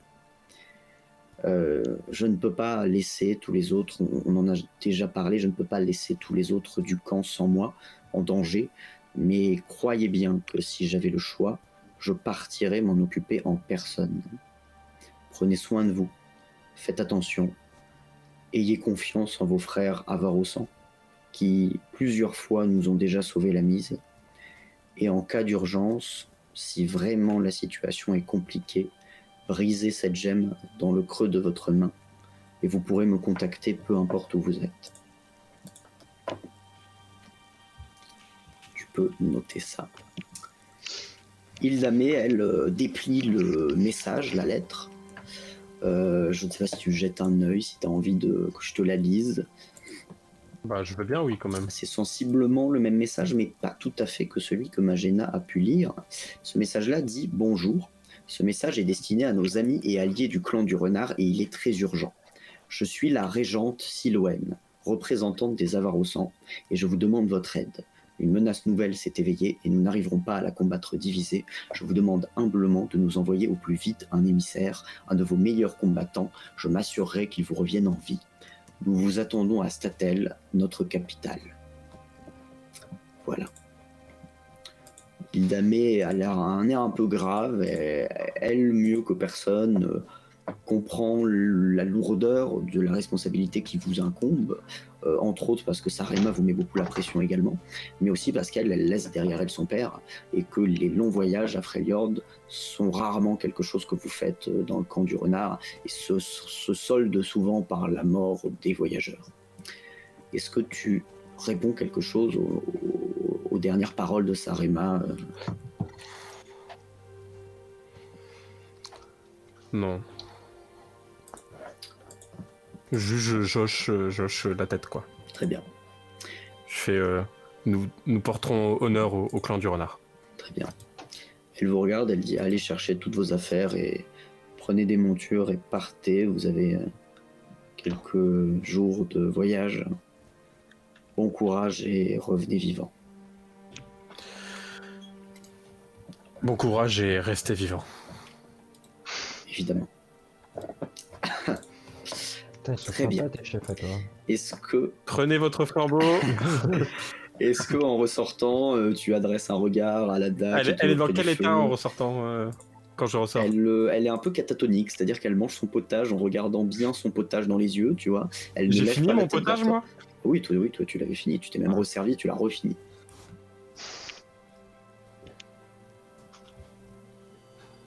Faut lui dire quelque chose, merde. Elle est assise? Oui. C'est pas comme ça dans le mal. Je passe bon. derrière et tu sais, je lui fais le petit truc dans les cheveux là, tu sais, tu lui passes la main dans la tête Mon Dieu. et je lui dis genre à bientôt, tu vois. Ça va aller. Ouais. Quel romantique. Hildamé embrasse son père, le prend dans ses bras et ils se tiennent longuement.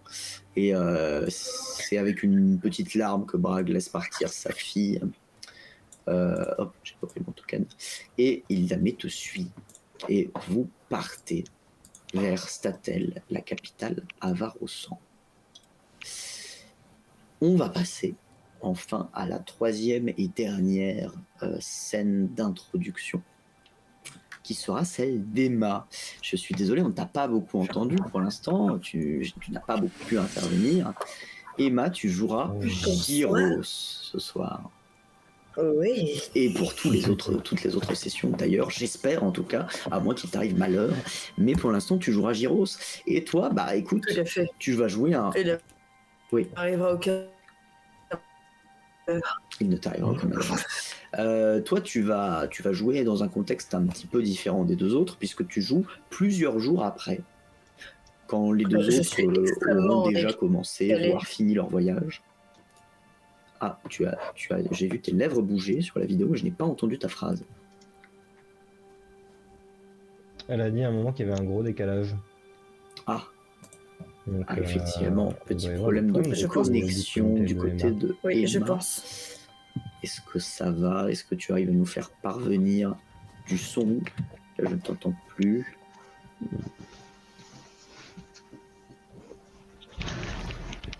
Alors moi, je vous entends très bien, je vous vois très bien, mais je pense que vous ne m'entendez pas. Il y a des petits problèmes de micro là, Emma. Bah, on t'entend. J'ai l'impression de Moi, t'entendre de j'entends. très très loin, moi. Ah. Non, c'est encore moi qui ai des petits problèmes de son. Ah, Julien nous dit que c'est ok, mais malheureusement, moi, si je ne l'entends pas bien, ce n'est pas possible de jouer comme ça. Est-ce que... Ah, Est-ce que là, ah ça oui, irait là, ça va mieux? mieux. Là, je t'entends. Là, je t'entends. Ok, et ben on va tenter comme ça. Ouais, ça a l'air Ok. bien. Très Je bien. ne bouge plus. Donc, tu joues Gyros, et tu joues plusieurs jours après ce qui s'est passé avant. Et tu joues à Statel, directement. Puisque toi, eh bien, tu es Avarosan. Tu es un archer Avarosan qui fait partie de l'armée de H, la reine. Hop, tac, tac, tac, avec une musique un peu plus adaptée, qui sera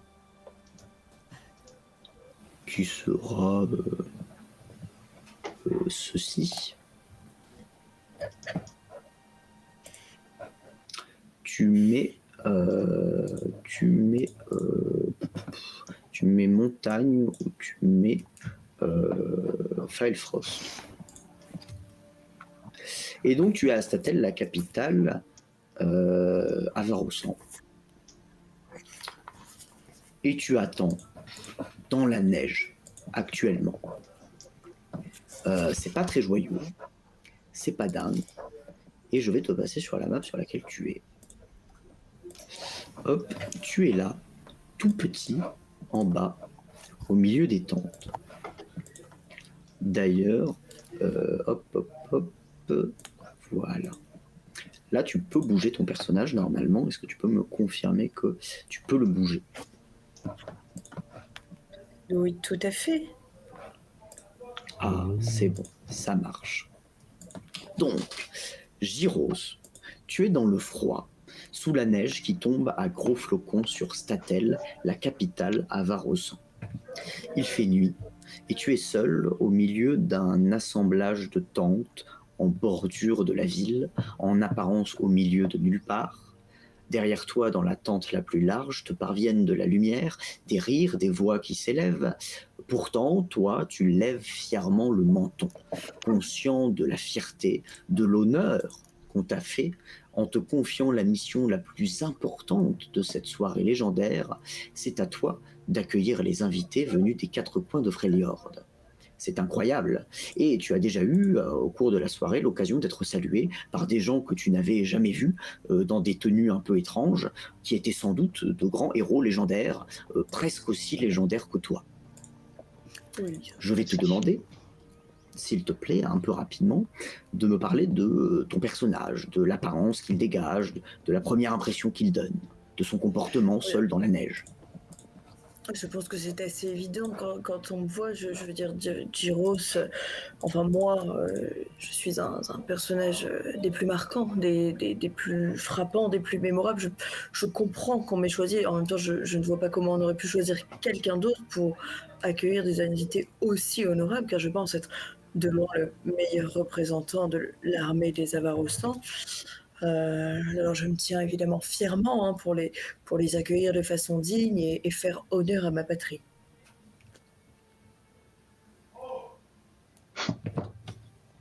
Alors, désolé Emma, hein, mais je ne t'entends pas. Donc je t'ai vu faire une très grande tirade.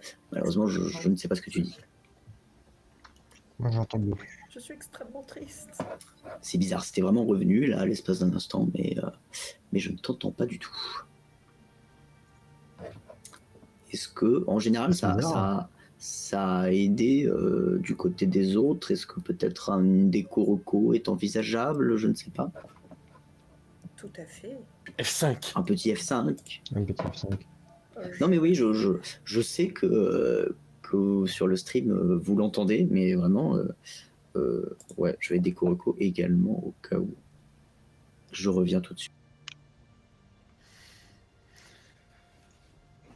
On peut faire l'animation là? Moment, tu dois faire un numéro de claquette. Est-ce que tu as une compétence facultative en danse, mec? Bah vraiment pas. Hein. Bah moi non plus. Hein. Ah c'est bon. Me revoilà. C'est bon, pas besoin. C'est bon, on a fini de blé. Est-ce que tout est bon? Je t'entends, Emma, je Eh t'entends. bien, parfait. Pour combien de temps, je ne sais pas, mais je On t'entends. me dit que dans le stream, ma tirade était limpide. Très bien. Alors, eh bien, je pense que nous pouvons avancer.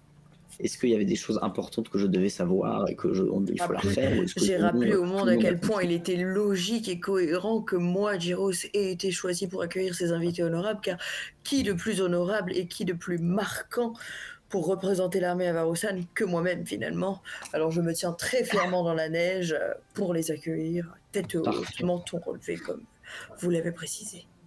Parfait, c'est effectivement très représentatif de ton personnage, De moi. de toi. Tu es donc seul dans la neige, tu attends. Un peu plus loin, au bout d'un moment, au bout d'un certain temps d'attente, tu entends, devenu des fourrés, un peu plus loin, il y a quelques mètres de toi, du bruit. Les fourrés bougent. Il y a de l'agitation à l'intérieur de ces buissons. Fais-moi, si tu veux essayer de percevoir un peu mieux ce qui se passe, un jet d'intelligence, ou si tu veux faire autre chose, dis-moi ce que tu fais.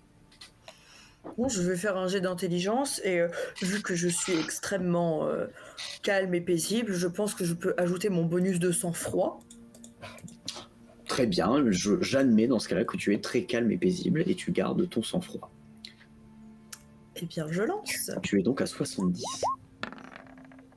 Tout à fait, et c'est un jet de 20. C'est un 20, tout à fait. Et tu te rends compte, via les bruits, via les halètements que tu entends dans ces fourrés, que c'est sans doute un loup sauvage qui approche, attiré par le bruit. Il n'est pas encore sorti des fourrés, il ne va pas tarder à le faire. Si tu le décides, tu peux agir. Je te laisse me dire ce que tu fais. Bien, si elle n'est pas sortie des fourrés, je garde un œil sur lui pour m'assurer qu'il ne s'approche pas et ne vienne pas perturber la fête, mais je ne vais pas non plus aller l'énerver et risquer une débandade quelconque. Tout à fait. C'est une bonne philosophie. Le loup approche, continue d'approcher, il commence à sortir des fourrés, tu le vois, il est à quelques mètres de toi. Il avance d'une sorte de pas hésitant. Il a l'air curieux de ce qui se passe, il a l'air de s'approcher, il te voit, il continue d'avancer à pas feutrés. Bien, est-ce que le loup a l'air plutôt calme? Le loup a l'air relativement calme, oui. Je le laisse Il est à passer. peu près ici. Très bien. Tu laisses passer le loup. Le loup passe à côté de toi. Fais-moi un jet. Fais-moi un jet de résistance pour voir à quel point tu tiens le coup d'avoir un loup qui passe juste à côté de toi. Sachant que c'est pas non plus un truc que tu fais tous les J'imagine que jours. je ne peux pas appliquer le sang-froid à ma résistance. Et non, pas à la résistance malheureusement. Tu n'as aucun bonus complémentaire de Eh résistance. bien, je fais 100. Je vais me faire. Ah, Oui, Il roll je ne marche pas du tout. instantanément. il fallait bien. Ah J'ai fait le malin. Il fallait bien faire un 100 à un moment, ce qu'on appelle un fumble. Merci, on a un joli jingle d'échec critique en plus. Il fallait bien le mettre pendant cette première session. Premier échec critique. Deuxième jet d'Emma, T'as dit quoi? échec critique. Qui d'autre que Gyros? C'est Gyros. Tout à fait. Qui d'autre que Gyros finalement pour rater à ce point-là son jet? Gros échec critique, fumble comme on l'appelle. C'est une catastrophe. Écoute, malgré ton sang-froid que tu as réussi à garder jusque-là, le fait de voir de tout près le loup qui approche de toi à pas feutré, au début tu étais en mode bon, tranquille, je vais le laisser passer, il va faire sa vie. Et en fait, quand le loup passe juste à côté de toi et que tu te rends compte que sa gueule, elle est beaucoup plus grande que ce que tu imaginais, qu'il ressemble pratiquement à un humain dans sa taille, ben, tu es pris de peur et tu sursautes d'un coup, tu sors ton arc pour lui tirer dessus, ce qui énerve le loup, ça lui fait peur, et le loup, d'un mouvement de panique, te saute dessus. Il t'attrape à l'avant-bras, il te mord l'avant-bras, et là, ses crocs, pour l'instant, sont plantés dans ton avant-bras. Qu'est-ce que tu fais? Bien. Je hurle. J'hésite à affronter le loup au bras de fer. Je ne vous mens pas, j'hésite à affronter le loup au bras de fer.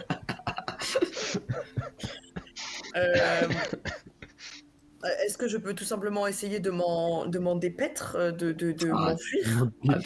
Alors, ça dépend ce que tu veux faire exactement. Si tu veux le repousser violemment, essayer de le repousser lui, tu peux faire un jet de puissance. Si tu veux essayer de toi te défaire de sa morsure et esquiver un petit peu ses attaques, tu peux faire des jets de dextérité. Je serais plutôt sur esquiver pour m'enfuir. D'accord, pas de problème. Dans ce cas-là, tu esquives pour essayer de t'enfuir. Fais-moi un jet de dextérité. Est-ce que je peux essayer de me contorsionner pour ça? Oui, tu peux tout à fait essayer de te Oui. contorsionner. Fais-moi un jet de... Tu as donc +5 en contorsionniste. Tout à fait. Très Et je bien. fais un 16, c'est une réussite C'est tout critique. à fait réussi, c'est largement réussi. Ce n'est pas critique du tout, Oui, mais c'est c'est pas critique. largement réussi. Tu te défais du loup, tu commences à l'esquiver. Malheureusement, tu es dans une sorte de plaine avec des tentes, donc en fait, vous courez un peu en rond avec le loup au milieu de la neige. Et au bout d'un moment, tu vois juste une flèche passer à côté de toi et venir se ficher dans la tête du loup qui tombe à terre, mort en une flèche. Et tu vois qu'à quelques mètres de toi, juste devant toi, il y a un archer qui a sorti son arme, qui te regarde et qui fait C'était à vous le loup? Bien. Non, il passait par là, je maîtrisais totalement la situation. Ah, oui. Ben, je vous ai donné un petit coup de main. Oui, enfin, merci beaucoup, vous avez l'air d'être un brave guerrier. Oui, c'est bien ici le rendez-vous. Alors, Gyros, effectivement, c'est bien ici le rendez-vous, tu le sais. Hein. Les gens qui cherchent un conseil secret, un rendez-vous un peu sélect, eh bien, c'est ici. Bien, oui. Vous venez pourquoi? Parce qu'on m'a invité. Eh bien, vous êtes au bon endroit. Je suis Gyros, guerrier de l'armée avarosane. Je suis là pour vous accueillir. Vous avez sûrement entendu parler de moi et vous êtes sûrement honoré de me rencontrer, de m'avoir vu combattre face à un loup. Je vous souhaite la bienvenue chez la reine H, qui est ravie de vous accueillir en ces lieux. Vous êtes le chargé de sécurité, c'est ça? Oui, enfin, changer de sécurité. Je suis là pour accueillir, pour, pour saluer les visiteurs qui nous rejoignent. Mais vous faites partie des invités? Oui, oui. Vous faites partie des invités? Pas vraiment. Oui, enfin, j'ai été convié pour venir, quoi. D'accord. Il passe à côté de toi, il te met un peu la main sur l'épaule, tu sais, en mode ça va aller, et il continue d'avancer. Oh, la condescendance. Et il va dans la tente plus loin. Tu es donc seul, sous la neige, à attendre, le bras sanguinolent, et un cadavre de loup à côté de toi. Qu'est-ce que tu fais pour patienter?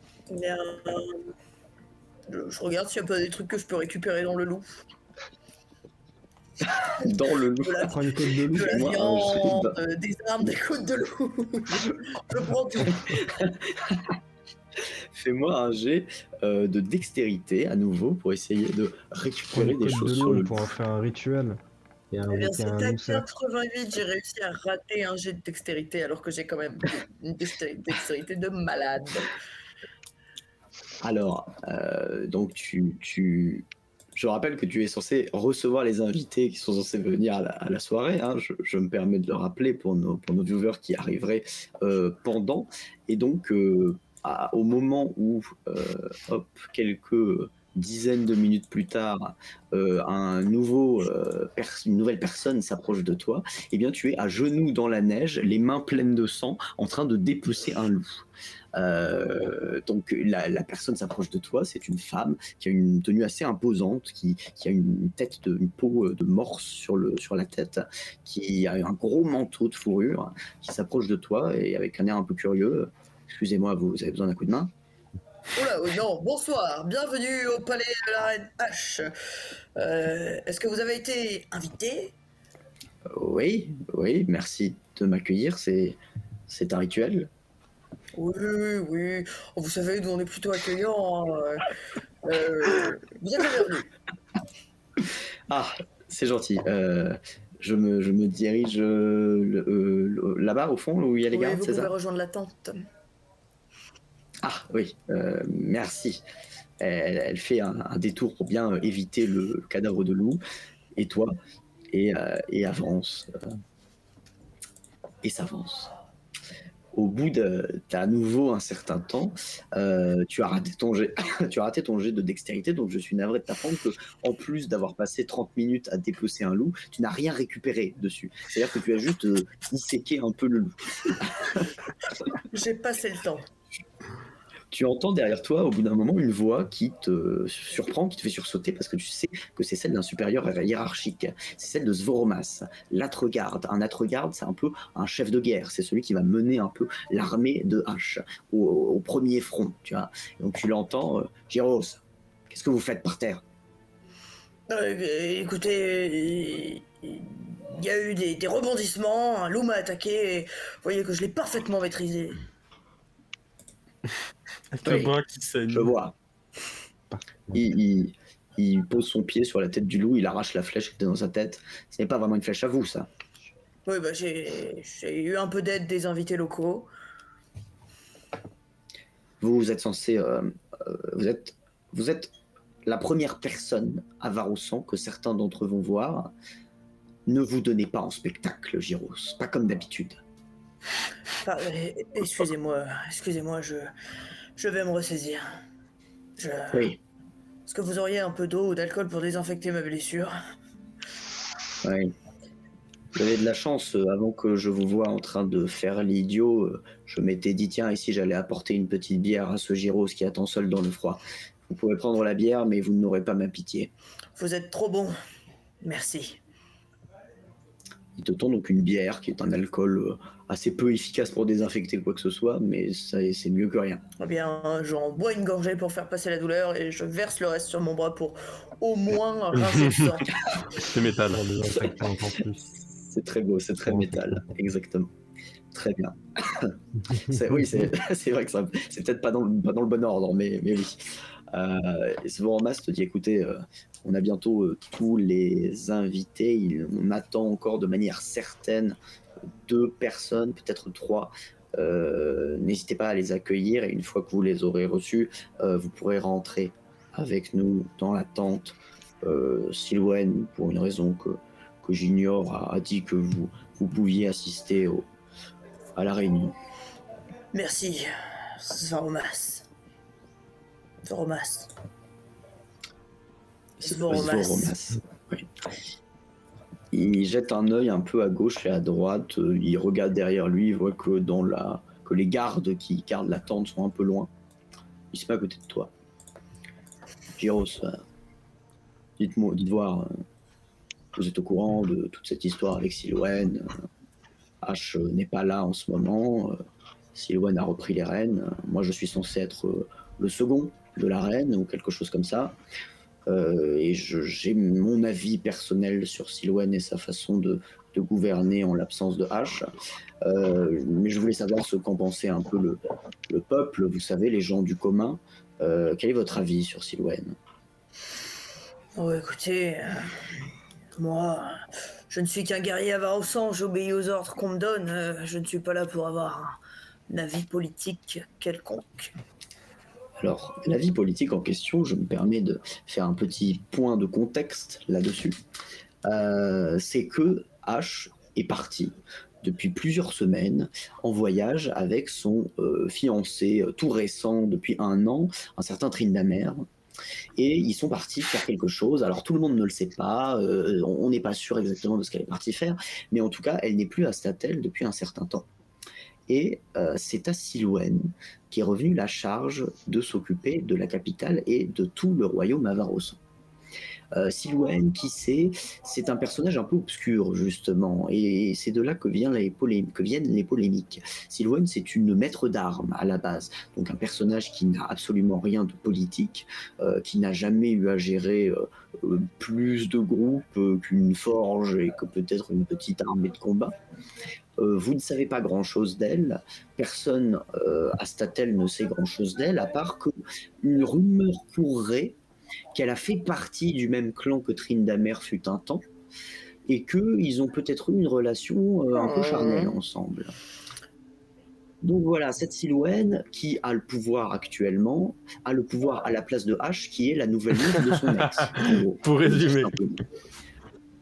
Pour résumer. Un homme qui ce qui crée une situation. qui crée une situation un peu étrange en tout cas, où le peuple a tendance à la considérer de manière assez incertaine, c'est-à-dire qu'il y a des gens pour, il y a des gens contre, mais de manière générale, on entend les rumeurs que ce serait une reine illégitime, que ce serait une régente qui essaierait au bout d'un moment de prendre le pouvoir, qu'elle complote en secret contre H. On entend un peu tous les sons de cloche à propos de cette Silwen, et donc il est toujours un peu difficile de se positionner. Toi, est-ce que maintenant que j'ai ajouté toutes ces informations au contexte, est-ce que tu maintiens ce que tu as dit, c'est-à-dire que tu n'es qu'un guerrier avare au sang? Je ne suis qu'un guerrier avare au sang. Je travaille pour la reine H. Et si celle-ci a fait confiance en Silwen pour la remplacer, alors je lui fais confiance moi aussi. En tout cas pour l'instant. Ouais, c'est ce que j'essaie de me dire aussi, mais ce n'est pas toujours facile. Bon courage pour les invités restants. À ce moment-là, justement, au moment où ils s'apprêtent à partir, du bruit vient des fourrés, à nouveau. Je me rends compte d'ailleurs que j'ai oublié de faire quelque chose d'assez important tout à l'heure. Donc maintenant, on va le faire maintenant, comme ça on saura. David, Vagir, est-ce que tu peux nous tirer un dé 100 pour savoir comment votre voyage s'est passé à Ildamé et toi? Bien, je peux tout à fait faire ça. Parce qu'on le sait pour Majna, mais on ne le sait pas pour toi. Vous me connaissez bien. Moi, mes voyages se passent toujours très très bien. Bien sûr. Petit pas splendide, ça. C'est un 94. Pas un effet critique. Voilà. C'est pas un effet critique. Ce n'est évidemment, effectivement, pas un échec critique. Alors, tu as cette chance, j'ai envie de dire, tu n'es pas mort sur le trajet, mais voilà, ça va bof. Hein. Mais on va y arriver très vite, hein, si vous êtes arrivé. On va y arriver très vite. J'adore. Si vous êtes Un peu arrivé. du potage. Vas-y, bien fait. Tu t'as mis plus de temps pour arriver, quoi. Exactement. Hop, vous arrivez. Fagir et Ildamé. Alors, Il manque une jambe. Vous arrivez, vous n'avez pas de monture. Vous n'avez aucune monture. Ildamé a l'air blessée. Ou en tout cas, elle a du sang qui coule sur le bras. Vous ne savez pas si... Toi, Gyros, tu ne sais pas si c'est son sang à elle ou du sang ennemi. Et toi, Vagir, tu as sur le dos, posé sur ton dos, un cadavre de loup. C'est une soirée à thème. Voilà. Je vous laisse, à partir de ces informations, expliquer, si jamais Gyros vous pose la question, ce qui vous est arrivé en chemin. À vous de voir. Mais en tout cas, il s'est passé quelque chose. Donc voilà, Vagir, Ildamé, Gyros, vous faites connaissance pour la première fois, vous ne vous êtes jamais vus. Je vous laisse vous parler, vous découvrir. Bonsoir à vous, bienvenue dans le temple de la reine H. Silwen, la régente actuelle qui la remplace, va vous accueillir. Je suis Gyros, guerrier avare au sang, et je vous souhaite la bienvenue. Bonsoir, Gyros. Excusez-moi, vous m'avez l'air blessé ou en tout cas fatigué. Est-ce que je pourrais vous aider d'une quelconque façon que ce soit? Vous trouvez que j'ai l'air blessé? Vous m'avez l'air plutôt bien en point, mais votre ami là-bas a l'air de saigner, ou bien est-ce le sang d'un ennemi ou de l'animal que vous venez de tuer? Ah, je vois que vous êtes un fin observateur.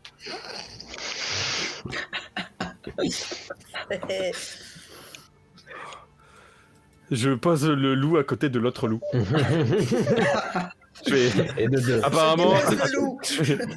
on m'avait pas prévenu qu'il fallait ramener quelque chose, mais j'imagine que je vais faire comme les autres. C'est l'offrande. Merci pour votre présent. Ce n'était pas nécessaire, mais la reine H vous en sera reconnaissante.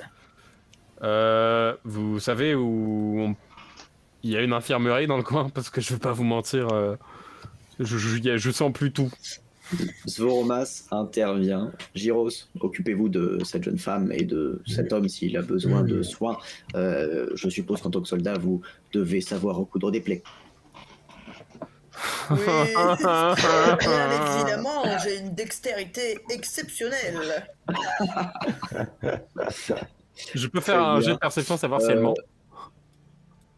J'ai Tu vraiment peux une faire bonne un jet de perception dextérité. pour savoir si elle ment. Mais elle a vraiment une très bonne dextérité. Ouais, Tu la crois. Tu le d'accord. Est-ce que je peux contorsionner l'aiguille? Non, tu ne peux pas contorsionner. Attention, j'ai la peau dure. Hein. Il passe partout. Toi, tu as des plaies également, Vaguir Parce que tu nous as pas trop raconté ce qui s'est passé, donc on ne sait pas si Bah, tu en as fait, aussi. En fait, je vais vous expliquer, c'est très simple. C'est-à-dire que on se baladait, on venait jusqu'ici, quoi, on approchait de la fin du périple, tout s'était très bien passé. Et mon ami derrière, Ildam, a entendu un bruit venant d'un bosquet. Et du coup, moi, en tant qu'ami de la nature, je me suis dit, c'est rien. Donc je suis allé voir. Et on a vu un énorme loup, bah, enfin, vous le voyez très bien, hein, il est quand même assez massif, sortir de ce bosquet. Et du coup, moi, en tant qu'ami de la nature, je me suis dit, écoutez, on va juste le laisser passer, on est sur son territoire, il ne va rien se passer, et tout se passera très bien. Et donc voilà, le loup commence à passer à côté de moi, et en fait, bah, figurez-vous que j'ai pris froid. Et donc, d'un coup, j'ai éternué, et le loup s'est retourné, mais d'un bond, et m'a mordu le bras. Mais Donc vous c'est aussi, marrant. vous êtes blessé? C'est marrant, c'est exactement au même endroit que vous avez des traces sur votre bras. Mais voilà, il m'a mordu le bras. Bon, du coup, ni une ni deux, moi, je sors ma dague. Ildam lui se jette sur le loup. On se prend des coups à droite à gauche. Bref, moi, je finis par lui planter non sans malheur, hein, un couteau dans la gorge, quoi, hein, dans la jugulaire. Et bref, je l'ai ramené jusqu'ici parce que je me suis dit qu'on n'allait pas laisser cette pauvre bête morte comme ça au milieu de la forêt. D'accord. Bon, écoutez, Donc- si tout le monde est blessé, moi, ce que je peux faire, c'est recoudre tout le monde. Je suis un fin guerrier, un fin recouseur professionnel. Mais justement, tu as profité de cette longue épopée que t'as raconté Vaguir pour les recoudre pendant ce temps. Fais-moi un jet de dextérité.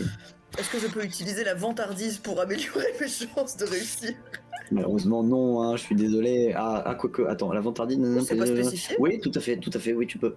La vantardise Bien qui est donc, pardon, je crois que c'était une compétence complémentaire, mais non, c'est une compétence active qui te donne un bonus de 10 sur ton jet, mais qui te donne plus 5% de chance d'échec critique. C'est-à-dire que là, tu vas passer à 90 de probabilité de réussir le jet.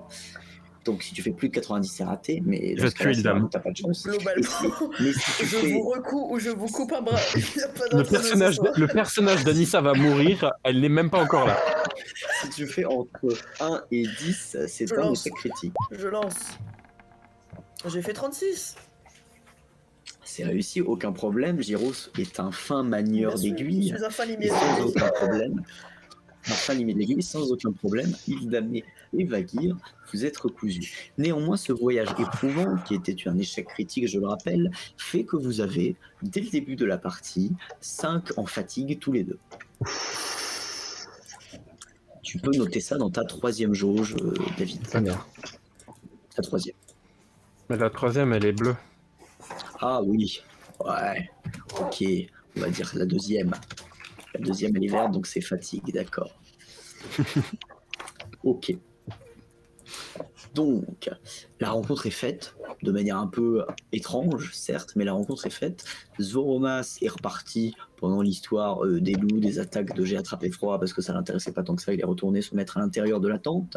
Et au moment où vous saluez Gyros et que vous le remerciez, Ildamé et toi, Vaguir, arrive depuis le fond.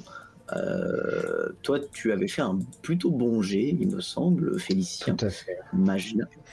Tu arrives du coup sur Un Que des 34. mauvais. 34 exactement, donc plutôt bon jet. Tu arrives sur une monture, une sorte de sanglier que tu as réussi à capturer ou à apprivoiser sur le chemin. Et donc tu arrives sur le dos de cette créature. Finalement, il y en a qui ont perdu leur monture, il y en a qui ont trouvé des montures. Exactement. Bon, on voit qui c'est les plus compétents et qui vont être les plus utiles. Hein. Hop, tu arrives Ah, devant sur votre molle. cette fière troupe. Quelle est ta réaction? Vous avez demandé la griffe hivernale. Alors c'est vous, bienvenue.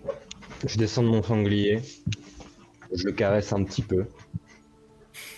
Et il fait ouais, c'est moi, le meilleur guerrier des barbares. Eh bien, bienvenue à Statel. La régente Silwen va vous C'est accueillir. par là, j'avance, je coupe en plein milieu de sa phrase et j'avance, je le dépasse, je le pousse. Et j'avance. J'ai pas le contrôle dans mon perso. Je peux pas. Moi, je pas le normalement. remonte la tête et je suis genre... Ah oui, non, pardon. Je vais essayer. Ah bah non, tu n'as pas le contrôle de ton perso, je suis désolé. Mais du coup, tu avances. Hop, regarde. Voilà, ce sera réglé incessamment sous peu. Ne t'en fais pas. Tu avances et tu dépasses Gyros et tu t'en vas. Fais-moi néanmoins juste avant un jet de charisme pour voir si le fait que tu sois la meilleure des griffes hivernales Bien sûr. les convainc. Alors attends, c'est quoi déjà ma stat en charisme? Je crois que c'est 60 si je m'abuse. C'est 60. C'est 60. J'ai vu le 6 arriver, 49. Parfait. 49. Ça passe. Donc, sans aucun problème, vous y croyez plutôt que, comme vous, à votre image, elle a été entraînée par la griffe hivernale pour venir, etc. etc. Sur ce, Gyros, le compte est bon, Est-ce que j'ai le droit de comme te l'a dit répliquer? Zoromas. Bien sûr, évidemment. Moi, je lui emboîte le pas. Bon, je les laisse passer. Pour cette fois. J'avance en Je vais encore me sifflant. faire taper sur les doigts par mon chef. J'avance en C'est sifflotant. possible. Très bien. Et donc, suivi par Gyros, toi, Gyros, tu vois que le compte est bon. Tu as les 3 invités qui te manquaient. Et donc, tu vas pouvoir rentrer dans la tente avec eux.